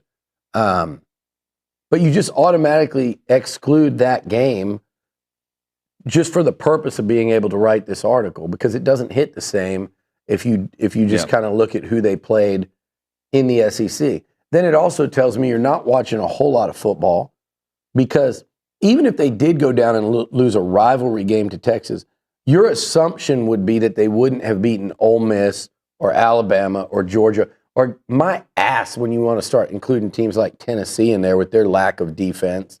If you want to, keep ripping through the top. But you're talking about, because he's talking about ranked teams. Oh, yeah, because A&M would have no chance to beat Vanderbilt because there's Pavia. You're automatically discounting Marcel Reed. Like, there's so much wrong with what he's doing, even if they lost to Texas, which, by the way, they're going in there as a slight favorite. But even if they did, he's setting it up to say this team was a fraud because they lost a rivalry game on the road against a top 15 team. Never mind that they were presented a top 15 team or a top 25 team at Missouri, beat them by 21. They were presented a top 25 team that probably Matt Hayes picked to beat A&M, and a lot of people did in a top 15 5-2 LSU, and they beat them by 25 points and ran them out of the stadium in the second half. They went on the road and beat a top 10 Notre Dame team. So every one of these arguments that he's about to make that you're going to read to me is just absolute, complete, and total. It's either buffoonery, it's disingenuous, or he's just got an axe to grind with A&M, which I don't know why he would anymore, but I absolutely know he did when they hired Jimbo Fisher. And Matt Hayes could not even deny that. Continue, please. Well, you basically addressed the other part he says here. He says, only then will the committee begin to analyze the unspeakable. There are 7 SEC teams below the Aggies in the CFP top 25, and A&M hasn't played one. I think that's worth noting. I talked about it all last year with what Texas did. And I did say, like, you have to prove that you're a national title contender. It's not going to affect, and he says it later in there, it's not going to affect seeding. But he is literally trying to plant the seed that if A&M loses one game and went 11-1, that they're frauds. With 3 ranked road wins at the time, and then still, not at the time, but still the best road win, or the best win. There are 3 of them. One of the 3 best wins in college football this season. It's Indiana beating Oregon, it's Alabama beating Georgia, and it's A&M beating Notre Dame on the road. Yep. And you're trying to like almost separate that from the conference schedule. And by the way, I'd love to see where Matt Hayes had, I don't know this, so I don't even care to know, where he had LSU, Auburn, Florida, South Carolina, Missouri, and all these teams ranked in his preseason SEC rankings, or his top 25. So, look, Texas A&M, the other part of that that's so disingenuous to me, and he kind of mentions landing in there, what Oregon's done. Why would you he picked A&M to put the focus on. Write a better article, Matt. I don't know how busy you are. Make it a little more lengthy and informative, and put the same microscope to freaking Indiana, of all teams, and go down their schedule and talk about that. But you see, A&M has to go play Texas this weekend in Austin, whereas Indiana goes and plays Purdue. So if you included that, it wouldn't really help your argument of critiquing A&M. Indiana's got to go to Purdue. So, yeah, there's no chance they'll lose this weekend, so we could do that to them. But look at Indiana's schedule. Look at Oregon's schedule. I'll tell you what, Matt Hayes, I don't know how you feel about Ohio State. Why don't you do the same article about them? Because you could write the exact same thing, Matthew, about Ohio State. 100%. And I know they've looked great. But they've had halves where they've struggled against teams that aren't, stellar. But they've looked like the best team to me. I'm not arguing that. But they've played no one since they played Texas. They didn't play Indiana. They didn't play Oregon. And now they're – did they even play Iowa? I think they played Iowa, didn't they? I don't think they even played Iowa. No, they did not. No, they didn't, according to Nick. Hey, we should hit a break here. Well, we should, but we should also finish in that. Also, go put Ole Miss in there, Matt Hayes. I mean, I know, they played Georgia, but let's cancel out Georgia and Notre Dame. Let's do that, because that's fair, wouldn't you say? So it's so disingenuous what these people do that it's borderline sickening. So yes, Matt Hayes, you are sickening. I'd love to see Billy and Matt Hayes go for a walk at Milliken Reserve. Great community. I wouldn't do it. We'd disturb the animals because I'd raise my voice. They could have a friendly conversation with all the animals there on those network of trails throughout a wooded landscape that includes walking, which he could do, equestrian paths, creeks and ponds, and gathering areas. They're committed to maintaining and restoring that natural habitat. Plentiful white-tailed deer, songbirds, rabbits, and turtles. And homeowners at Milliken Reserve sharing a legacy of conservation, which means generation after generation, you're coming back to that pristine countryside place. Learn more at millikenreserve.com. Again, that website is millikenreserve.com. Go check it out.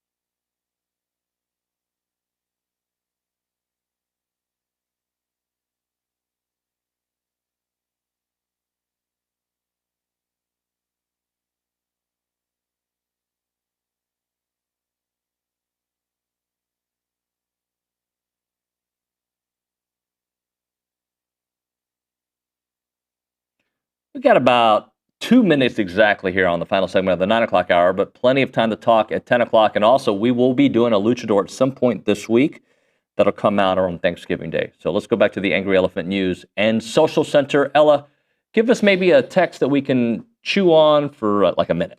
Yeah, this is going back to what Billy said. It said, this is what we heard in August. Florida was a top team. LSU was a national championship. Auburn was a dark horse contender. And Texas was unstoppable. Those teams have all failed expectations. And now all of a sudden we have an easy schedule. Yeah, absolutely. And that's exactly what I was talking about earlier. I'm looking at a funny tweet and somebody who is it? Somebody, I don't even know, but it's showing Texas's last 5 games. Everybody's talking about how good they are. Mm-hmm. I saw my man Doring. I could tell he just really think it almost seemed like A&M doesn't have a shot this weekend down there. He didn't say that, but you can just see it with people. Mm-hmm. They're like, this is where it ends for A&M, the undefeated. Like you can, whether it's Matt Hayes, whether it's SEC, like nationally, you can just see it. But I saw it when they went to Baton Rouge, and I saw it, we saw it when they went to South Bend, and there's other games that people half of those people thought they'd lose at Arkansas. Mm-hmm. Here's our last 5. This buzzsaw: Kentucky 16-13 overtime. Kentucky, Mississippi. Kentucky. Did you watch Kentucky and Vandy? Mississippi State 45-38 overtime. Mississippi State, only thing they've done since is beat Arkansas in a close game that they almost lost. Vandy 34-31. Nice win at home. Georgia lost by 25, 35-10, and they beat Arkansas by 15. That's their last 5. This is the buzzsaw that you're walking into. It's Billy Liucci, TexAgs Live, coming back in a minute.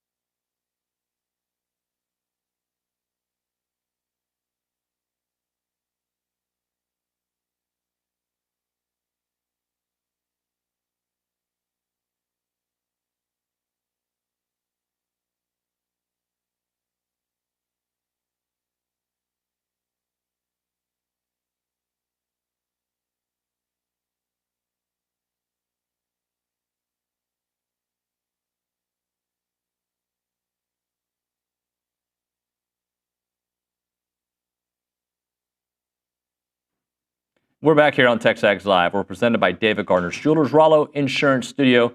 Kaden Schwartner, one of our interns, has sent me some interesting notes. Okay. How about I just send them to you? I like interesting notes. All right. Here's the strength of schedule of the 4 semifinal teams of college football playoffs last year. Okay? Ohio State, 57th. Notre Dame, 54th. Texas, 49th. Penn State, 33rd. A&M this season, by the way, 23rd. Yeah. Is that strength of schedule to date? Because A&M's, I'm assuming, will only go up when they play road game when they play road game against a top 15, 16 team in Austin. Another point from Caden that I thought I'd bring up. So you're probably comfortably inside the top 20. Texas points scored against top 5 opponents under Steve Sarkisian. 25, 10 versus Georgia, 7 against Ohio State, 24, 14 against Ohio State, 19 against Georgia, 15 against Georgia, against Washington, 31, against Bama, 34, against TCU, 10, and Alabama again at 19, for an average of 17.6 points per game versus top 5 teams. Yeah, I mean, it's in most of those games, almost all of them, with the exception of that Bama TCU year, most of those games have been when Texas has been good. Like, in other words, it was after he got them over the hump. Yeah. Yeah, I mean, he's had issues in big games putting up points in the biggest of games. Not like the biggest games they play. They've had issues more often than not in putting up points. Now, the key to that would be read those teams again very quickly and just Georgia, don't get distracted. We're gonna be like a ping pong here. So I can do multiple things. Okay, I don't think you could. I think Georgia. Wait, I think if I would have cut in there randomly, you would have just been like most people. Like look, most people with I don't know that are polite wait for the other person to finish. I get that, but you were also doing radio, so sometimes Georgia. it's got to be Ohio State. Stop. Georgia, Ohio State, Okay, Ohio State. Great. Start over again. Georgia. You're going backwards? No. 20 from 25 now. You want me to start forwards and go up? Okay, 2022. Alabama. Great defense. TCU. Great defense. Alabama. Great defense. You want the year, by the way? No, 23. Okay. Washington. Not great defense. Georgia. Great defense. Georgia again. Great defense. Ohio State. Great defense. Ohio State. Great defense. Georgia. Great defense. Totally distracted. What? So 8 out of the 9 I would describe as having great defensive football teams. And I don't even think that Washington, in the year they played for the national title, had a bad defense. So they've struggled against the elite defenses, would be probably a better way of saying it, just to narrow it down. So the question is, can A&M bring that level of, I'm not saying they have to be last year's Ohio State or Nick Saban Bama, but can they bring that level of defense where on Friday, Texas and the rest of the college football world is sitting there going, man, this is a really good A&M defense. Like, because that's what they struggle against. And so, in other words, can you stop a running game that ran for 300 on you on your turf last year, but hasn't run very well at all this year? But you've given up rushing yards. Can you stop that? Can you stop that and then in turn prove to all these people in Austin that won't stop talking about how great their offensive line has become and how vastly improved it is? Can you remind them that you are still the same group of guys that were getting your ass kicked weekly earlier in the season? Can you prove that? Because if you can't, and you can't get pressure on Arch, him and those receivers are going to make it tough on you. If you can, then Texas is going to look a lot like that. Because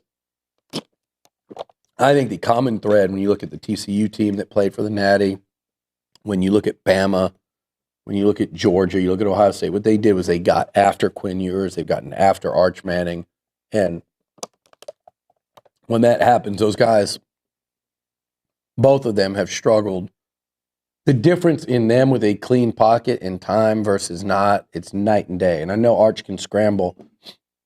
That's something you can only plan so much against. But like sacking him, forcing inaccurate throws, getting in his head, that all starts up front. When you think about well, we can do that later. We actually haven't even looked at Samford. Okay. You want to look back at that game for a little bit? Because Sure. we haven't had a chance to really talk about it on this show, at least. I would rather, if we had the choice, do it real quickly. Okay, we can do it really quickly. I mean, it's Samford. Yeah, but there are some storylines that came out of it. and one of those is Marcel's Heisman push, which I thought he played the perfect amount. I wanted more. I think I told you that on Luchador. I wanted more, but I think it was what I kind of expected and what should have happened. I don't think it was just doing the 1.5 quarters. I think it was just a score thing. When you go up 28 and that's your last, that was his last throw, right?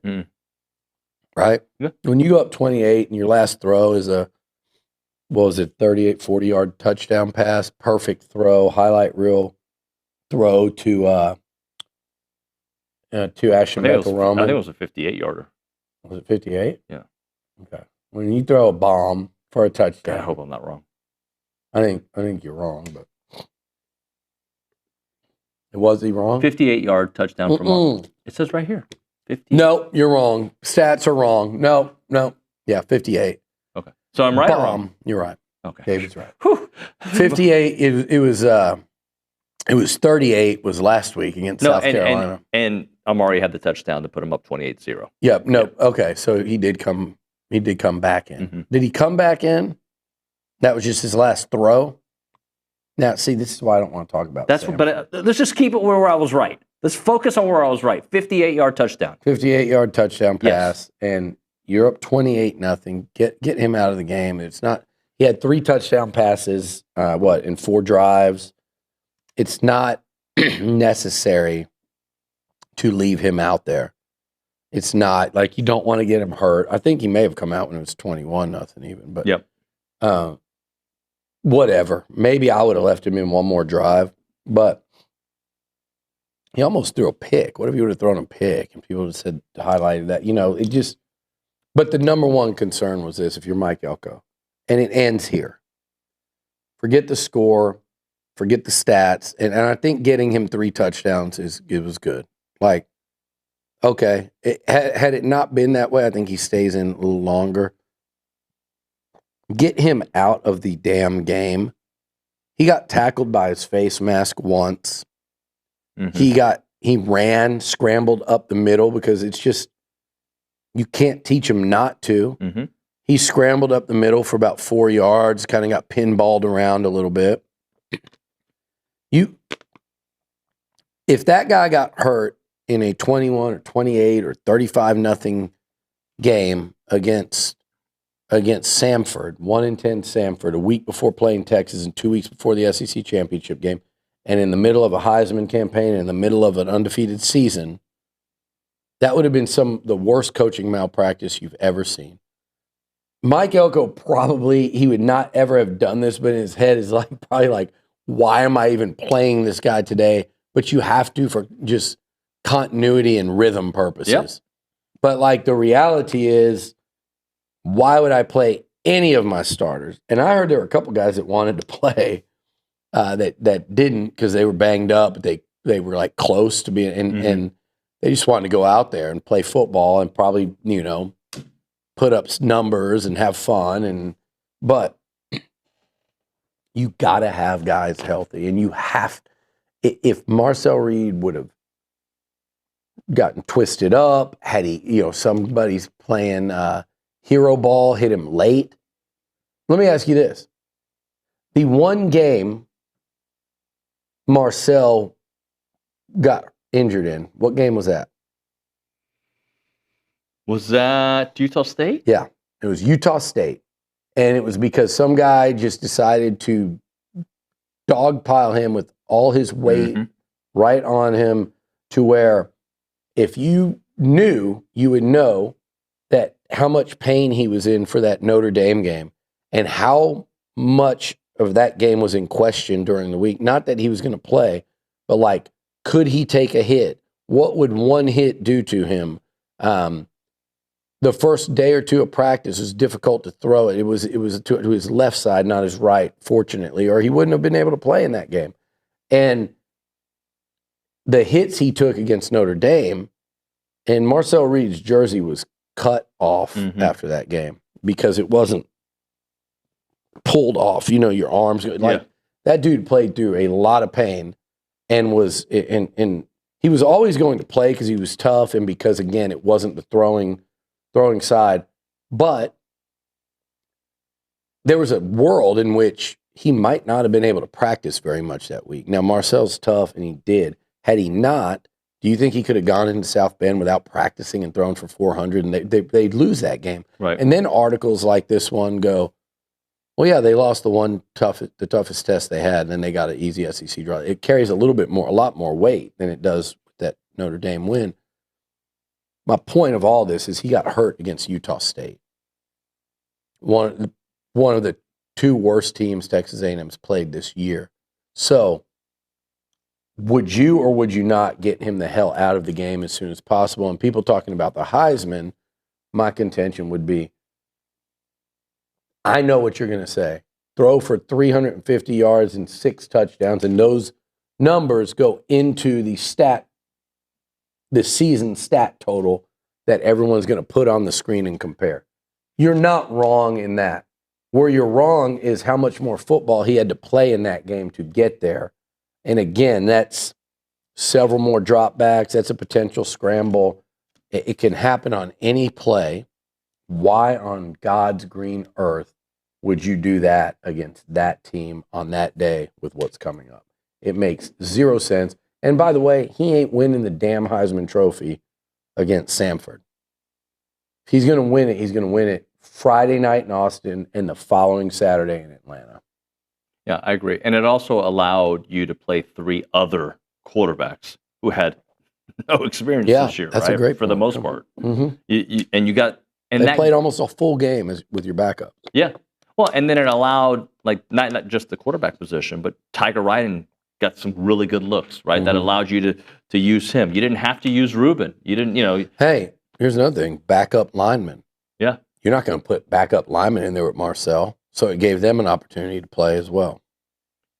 One other thing about the game that I do want to touch on, the field goal kicking. Yeah.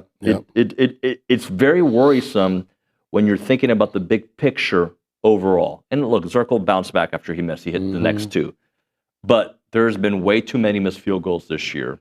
From a guy in Randy Bond who's been pretty reliable while he's been at A&M. This year he's taken a step back in certain moments. And now Zirkle, who missed early and then missed early again this past weekend. It could be what costs you an SEC championship game, a game against Texas, your season.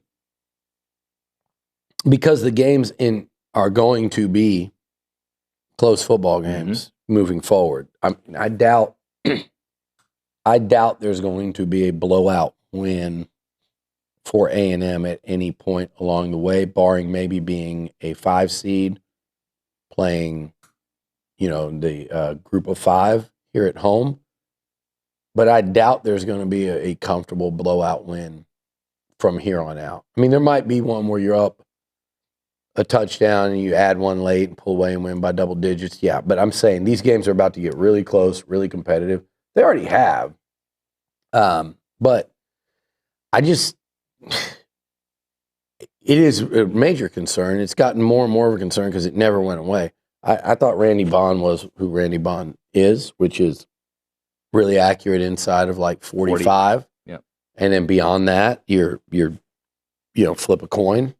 That seems to have moved in to where it feels like flip a coin from, and I haven't just studied the stats, but probably from like 38 and out. I'm going, so that 38, 42 yarder that you should typically feel like's money with your college kicker does not feel like that at all. I got his numbers here. From 20 to 29, he's 4 of 5. 30 to 39, 2 of 2. 40 to 49, 5 of 8. 5 of 8 from 40 to 49. Read those numbers to me again. Okay. He is 11 of 18 on field goals this year. 4 of 5 from 20 to 29 yards. 2 of 2 from 30 to 39. 5 of 8 of 40 and beyond. So you have him missing 7, but the way you just described it to me, I'm I just had him reading missing you what it 4. says stats-wise. Reading it directly to you. Do you understand where it doesn't I know add totally up? what you mean. Mhm. Yeah, 100%. You versus pulling up stats in the moment is one of the great battles of in radio history. I'm just reading what it says. I don't know what. I was to say that doesn't feel that bad. Like if that's the case, I don't know why. I'm going straight to A&M. Yeah, why don't you do that while we're having fun? Oh, okay. Oh, there Okay, you go. That's that adds up. There's 7. There you go. So from 40 plus, he's what then? 0 of 3 plus. He's 5 and 11 from 40 plus. Under 50% from 40 11, plus. And 40 is not a very long field goal. Like to me, 40 to 45 is not what I would consider a long field goal. I'd start considering longer field goals from 45 and plus. up. Yeah.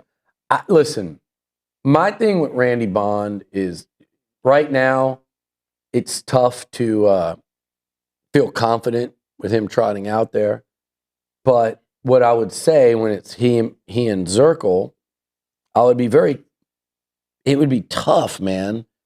It's just like a quarterback with experience, and it's like, man, he's not doing that good, but I don't know because this other guy's never played. And you usually don't make that move until it's like, we have to. Yeah. And that was almost like what we saw last year with Connor and Marcel, and it worked out. But there was a reason why, like, gosh, we're going to bring him back in against Missouri because he's got this body of work, and Missouri's D coordinator, and they're going to throw all this stuff out there that Connor is quicker to get the ball pick, because Marcel hadn't played.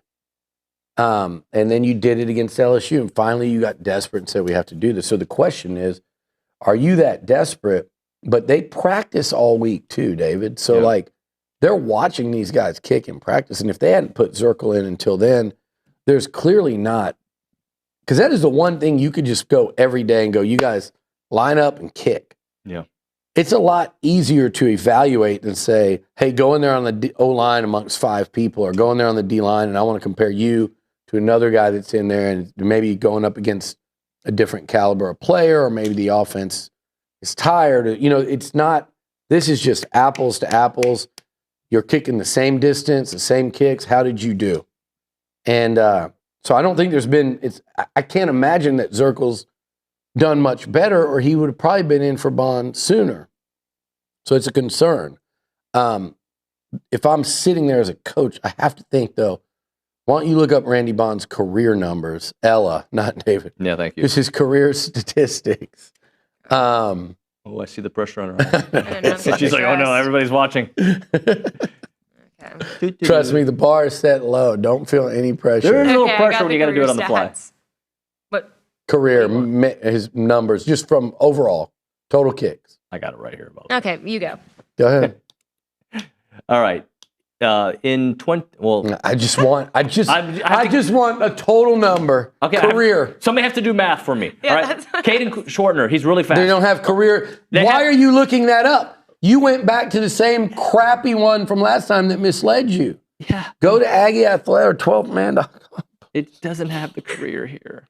Oh my God. But here it does. I bet there's 100. Here it is. You ready? Texters. Are you ready? Games played 47. Field goals 70 of Nuño. It's hard to imagine that you can't do this. I'm looking at it. What does it say? It doesn't. It says field goals 70 in his career. It doesn't say out of how many. I can. There's 70 of 94. Okay. Thank you. 70 of 94. So he's over 70% in his career. It would be hard for me. 74% to be exact. The guy's hit 3 of 4 field goals in his career. I know they haven't tried him out there for a bunch of long distance bombs. Maybe that's what you use Zirkel for if you need to. But to me, with what's at stake moving forward, it's tough for me to not just go with the guy that's made 70 kicks in his career in college football. That's a lot. I don't know where that ranks for active kickers. I bet it's way up there just because he's been doing it for so long. He's made 70 college football kicks. He's made a lot in good God, I'm not going to ask you to tell me. I want to how tell you many- some things. Like, good God, I'm not going to ask you. Can I just give you some to stats tell me that how I many found? SEC kicks he's I'm made. not going that. No, but that's too much math. My point is, the dude has made a lot of pressure kicks. I know it has not been a great year by any stretch of the imagination, but it would be, for me, like, I'm probably going with the guy, unless Zirkle. He's one short of the school record, which is 71. Is that Kyle Bryant? Or did some? Seth Or is Small. Wow, Seth Small. Good for Seth Small. Can I give you another couple Yes. stats for you? Because I'm And sure Seth you care. Small missed his fair share, too, and he made the biggest one ever. His career long in his career, obviously, is 55. Okay? This year, his biggest field goal is 49. But every other year, he hit 50-plus. 55 in 24, 52 in 23, 51 in 22. He's had 5 field goals blocked in his career. 0 this season, but he had 4 in 2023. Okay. I'm just going to, I'm the stat man. Again, I don't know why you had to go drifting down the block road, but you sure as hell did, didn't you? And I'm going Schwartner to- just sent me every stat ever if you ever want it. So I'm going to say, how many SEC kicks has he made? That Did he didn't Schwartner send send me. you that? He- Okay. He didn't send me that. There's a lot of math involved in that. The only thing, all of this, and all I wanted was how many career kicks, and you get my point. Yeah. He's made 70 kicks in college, outside of the 3 garbage games every year. Most of those are pressure kicks. Yeah.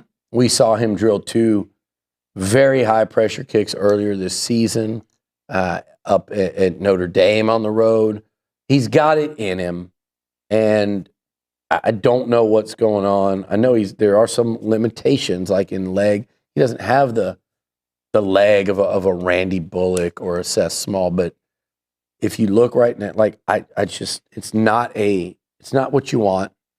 You'd love to have a solidified money kicker to go along with all those other team strengths, and it is very important. But I think to me, Zirkle would have to dramatically outperform him throughout a week in order to make that move. But Billy? It looked like they did it last week. God is telling me he's kicked in 30 SEC games. You didn't even answer. That doesn't tell me anything. You asked for how many SEC games he's No, played. I didn't. I'm I pretty did sure he not asked that. ask- At no. one point, that was a question. That is not what All I right, asked. so God is Nick. So I'm going to throw Nick on blast. I asked how many SEC kicks he has made. There's a lot of math involved in He's that. doing the math. I know. You have to go through 30 games, I guess. But surely there's something. All these Twitter dorks can find that out in 1 second. Like these guys that like They're not going to want to work for you. I'm talking about the guys that spend their whole life waking up, pulling up obscure, ridiculous stats. They don't get paid for it. They don't work for anyone. They just exist on Twitter. And that guy could go in and boop, boop, boop, boop, boop, boop. I bet, you know what? We got one of those dorks. His name's Luke.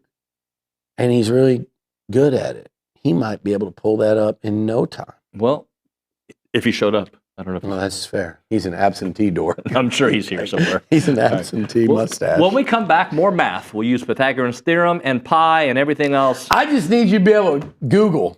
You know what I'd like That's for you all to I do? need. I would like for you to Google your own stats that you're trying to talk about. That's what I need. That's what you do. It's 2 of y'all. You got you and It's Ella. hard. And you've got a whole room.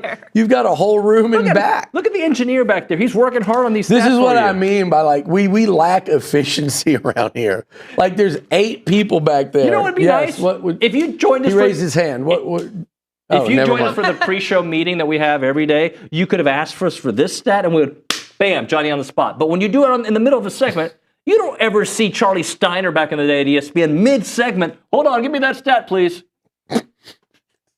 Why'd I go Charlie Steiner? I just asked how many damn career field goals the guy made. That's it. Okay. We'll hit a break here. More math on the other side right Boy. now. If you're looking for a reason to move back to Aggie land and you're good at math, check out the Association of Former Students. Actually, you can be good at anything there. They're looking to hire professionals to join their team. Sometimes openings are in fundraising, former student programs, communication, sales, you name it, they got you. They are the premier alumni association and the oldest organization supporting A&M. They play a part in every Aggie story from Howdy to Here. Don't miss opportunities to help out the association with Howdy Socials, Aggie Rain Day, class reunions, Aggie Muster, and everything in between. Join a team that exemplifies those Aggie core values of excellence, integrity, leadership, loyalty, respect, and selfless service, all in support of that worldwide network. So if you're interested in joining the team or sharing with someone that would be a great fit, please visit tx.ag/association jobs to apply and get more information on each position. It is the Association of Former Students, 45 of 62 in SEC plays, 72.6%. We'll be back. What?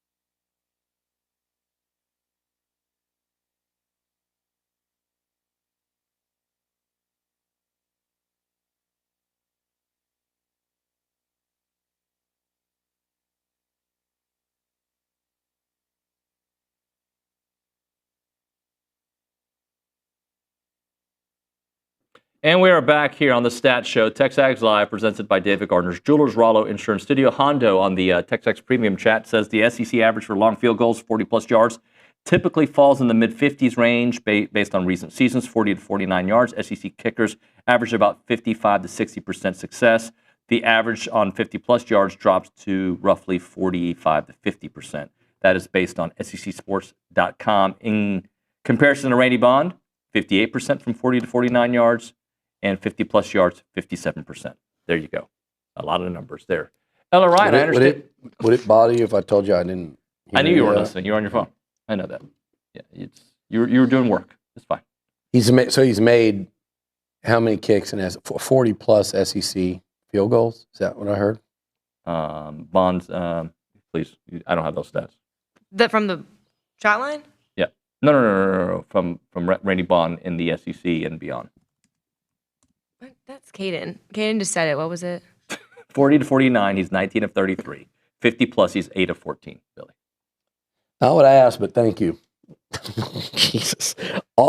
We know he struggles from, at the further out you get, which is all kickers, but he's got kind of a limited range. And again, I want to see the guy go in there and say, man, I've done this. I've been doing this for multiple years now in this league. I've made pressure kicks. I need to get back to doing that.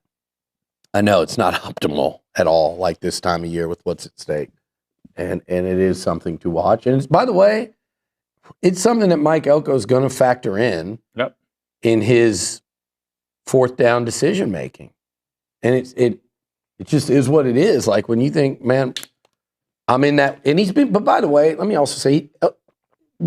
His kicker has had that range issue all along. Like when A&M, there are decisions that Colin Klein and Elko make on not only fourth down but third down, with an understanding of when they're in that area of the field, like that 30 to 42 yard line, and you're thinking about that on third down when you're making a call to set up a potential. You're in that what they call two down territory, right?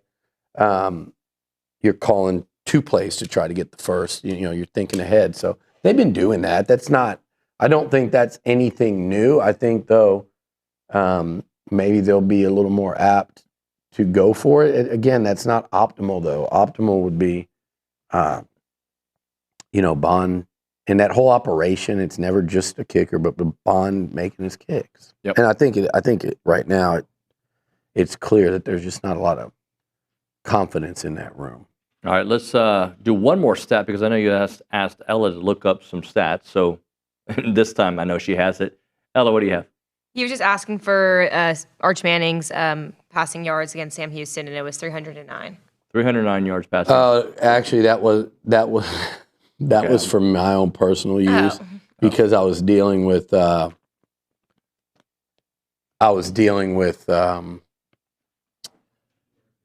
moving goalposts, and Amanda sent me here. It's interesting to look at anyway. It's the stats, SEC passing leaders. If you look at them right now, SEC passing leaders, you've got Joey Aguiar leads it. They're just airing it out all over the place, shootout after shootout at Tennessee. Ty Simpson second, Pavia third, Arch fourth, Marcel fifth. Marcel's 11 yards behind Arch. He's about 170 behind Pavia and Simpson both.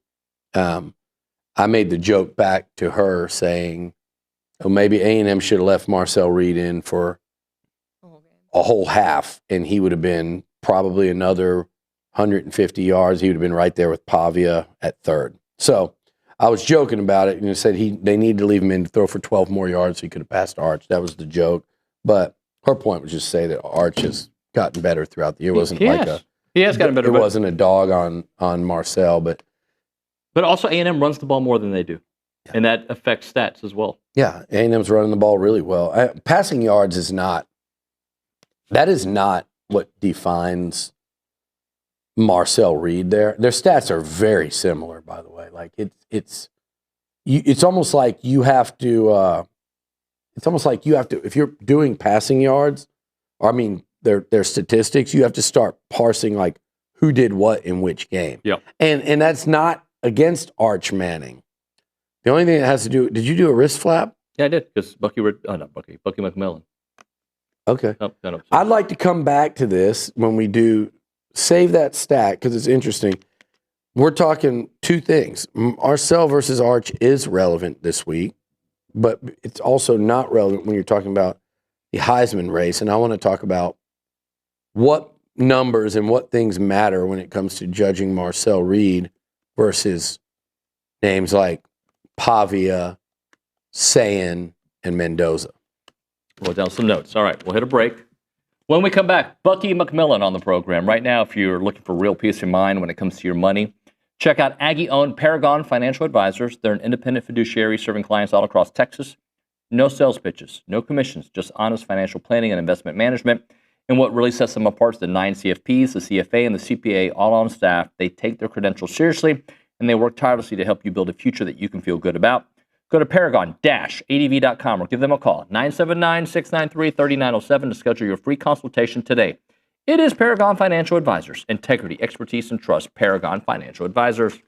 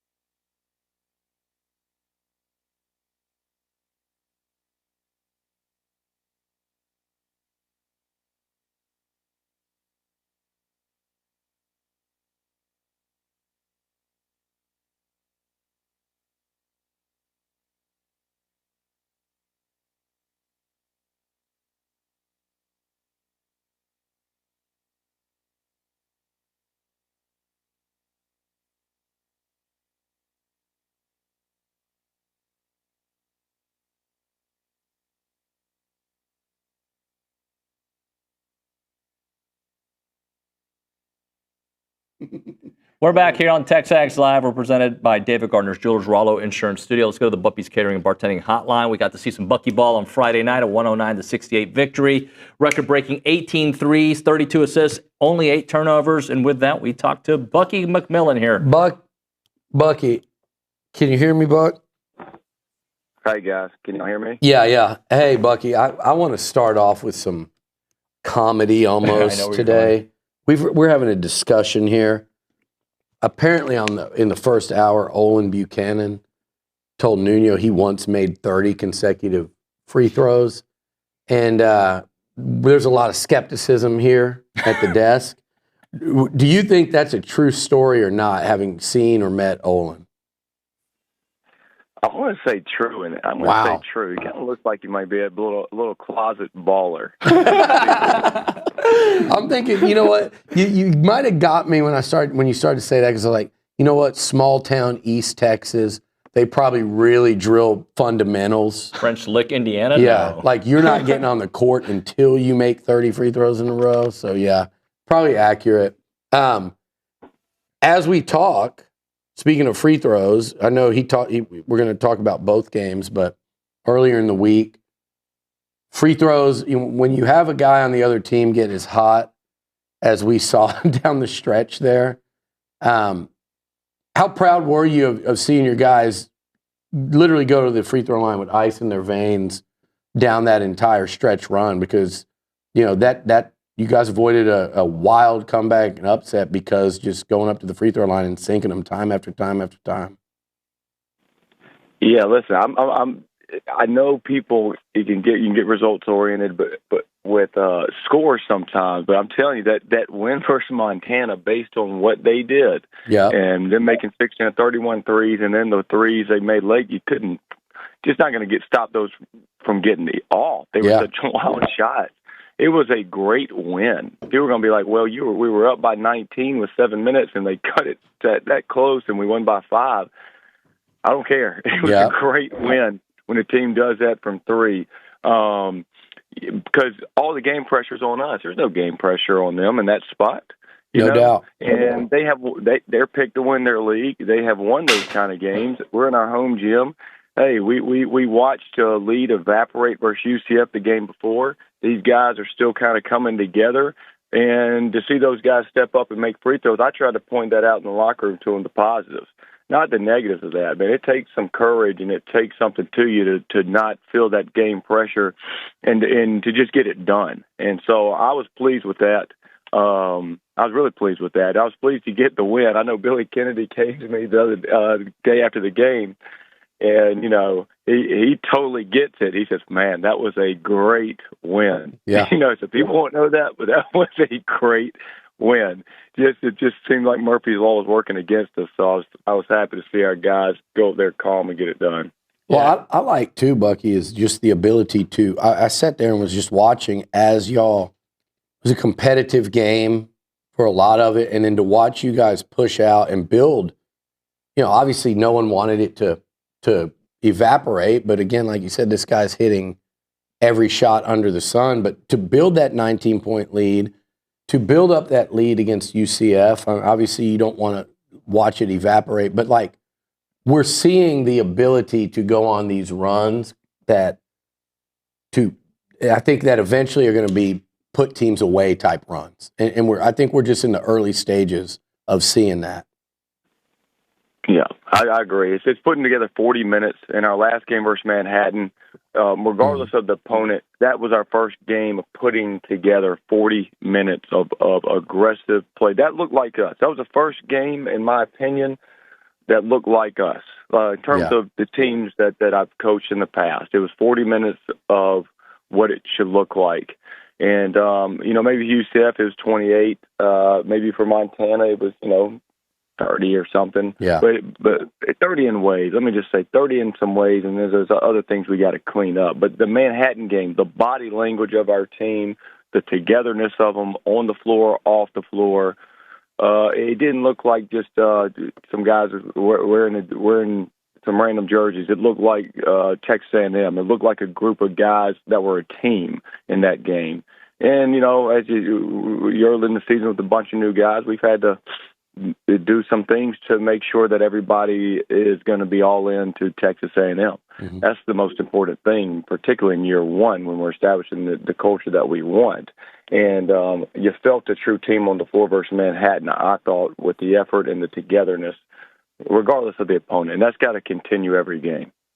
We'd been hearing, and some of us have been seeing the practice stories and the shoot-around stories of Ruben Dominguez from over the summer and the fall.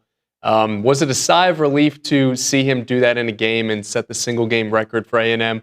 I know we all know he's capable of it, but just to have that performance and to know that, okay, he was shooting 40% from three for the whole season, but now, like that was truly unbelievable to watch, and that he can put that together in another game this season. Yeah, he could definitely put it together. I've told several people that we were shooting well below our capability up to this point in the season. And I just said, like, man, at some point we're going to snap out of this and we're going to have a huge night from three. And, really it was just Ruben. I mean, the other threes we made, I thought that was closer to the way we shoot it as a group than anything else. The percentage was closer to the reality of this team than the way we had shot in some of the other games. But, heck, he came back yesterday in practice. I murdered them in practice yesterday. I mean, I killed these guys. I destroyed them. And a couple of guys, they got a little flu going through our team, but they were dead. And I didn't like how this last little scrimmage happened. And Ruben's team was down by about 12 points. They had no life with about 3 minutes left, and he bombed in like 5 threes, and they win the game. So he hasn't cooled off. I think he's missed a shot since last week. So anyway, he's rolling. Bucky, let me ask about McKenzie and how close he is to being fully integrated, into what you guys are trying to do offensively. Well, so there's a couple of things. He may or may not play tomorrow. He wanted to give it a go. It had a little pain there, and he wanted to go back in. He just kind of told the trainer, so the trainer kind of held him out. So he may go tomorrow, may not go tomorrow.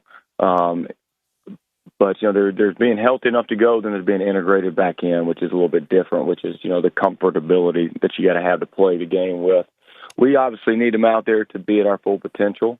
You can see when he's on the floor, we just look different. Mm-hmm. We look more SEC-like.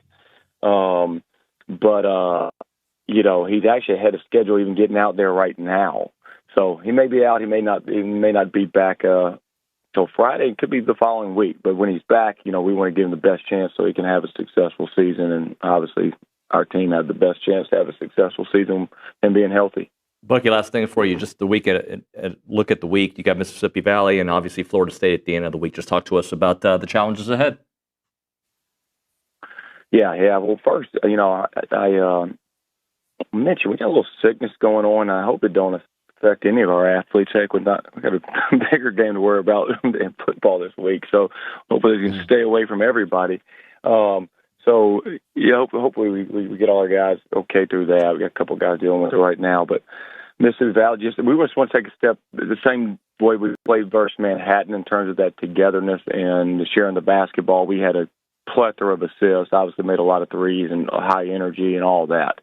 The way that the Aggies, you guys are going to get to see for years to come when we get this thing totally right, it'll look a lot like it did versus Manhattan.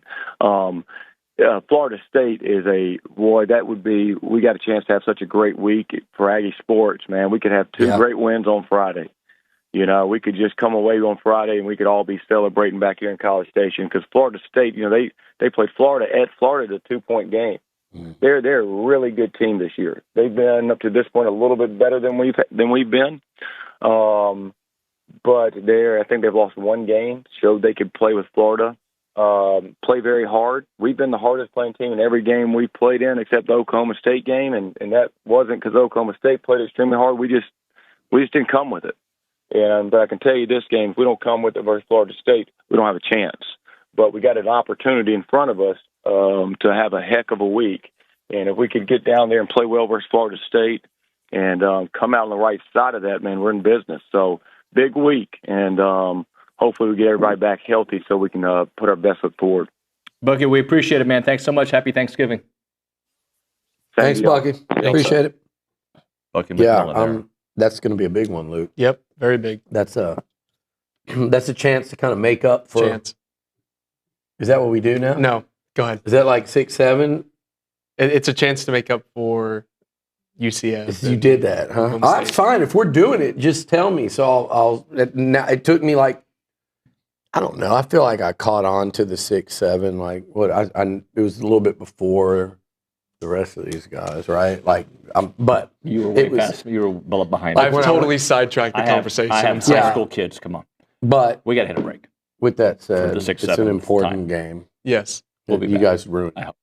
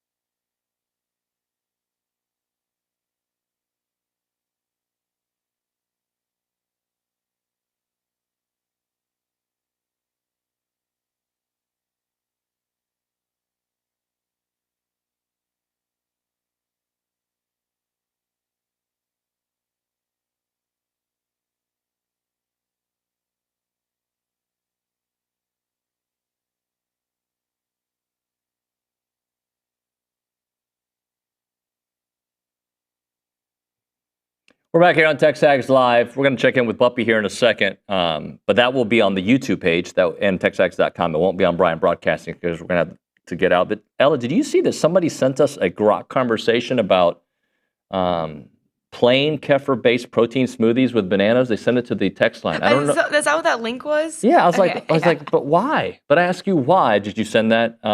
Okay, thank you. Maybe they thought you'd like it. I mean, probably. But it didn't even say to David. It was just. I'm just there. I probably got somebody in Pakistan looking at my Mac now. They can get in. I probably hit the wrong link. And now I've opened it too. Awesome. Yep, we're all screwed. Let's go check in with Bucky. Who's there? Is that Scoot over talking to the Bubster? It is me, yes, sir. What up, buddy? How are you? Good. We're going to be looking at this food. I'm waiting for Luke Evangelist to get on the Zoom call. There we go. We got some steaks, some green beans, some casserole, mashed potatoes, some rolls, and some great desserts. And the free throw legend himself, Olin Buchanan. You want to talk to Bucky for me? I am, yes, sir. All right, Mr. Bucky, we got a huge game. Here he is right here. We got a huge game this week. We're playing Texas, going travel down to Austin. What are your thoughts on the game? It's exciting to think that A&M's 12-0, potentially 12-0 going to Austin, And I couldn't be more excited for the 12th man to go down to Austin and the Aggies take care of the Longhorns and bring back some bevo steaks. And I think Buffy's Catering and Bartending would love to cook some bevo steaks on Saturday. And then one other thing, with Coach Elko, TexAgs, and Buffy's Catering and Bartending, that is a national championship combination. Mr. Bubba, we appreciate you, everything you've done for us this regular season, and on behalf of the TexAgs staff, we wish you a happy Thanksgiving. I appreciate it, and same thing to y'all, and let's win this week, and let's plan on doing it next week. Yes, sir. All right, David, back to you. Bubby, my guy right there. Schoonover, way to finish that, buddy. I just yelled. Thank you so much, everybody. Ella, great job today. Happy Thanksgiving to you. Happy Thanksgiving. That's going to do it for TexAgs Live here on a Monday. We're going to raise the roof tomorrow. And I don't know who's on the show because I haven't booked it yet, but it'll be good, I promise. See you then.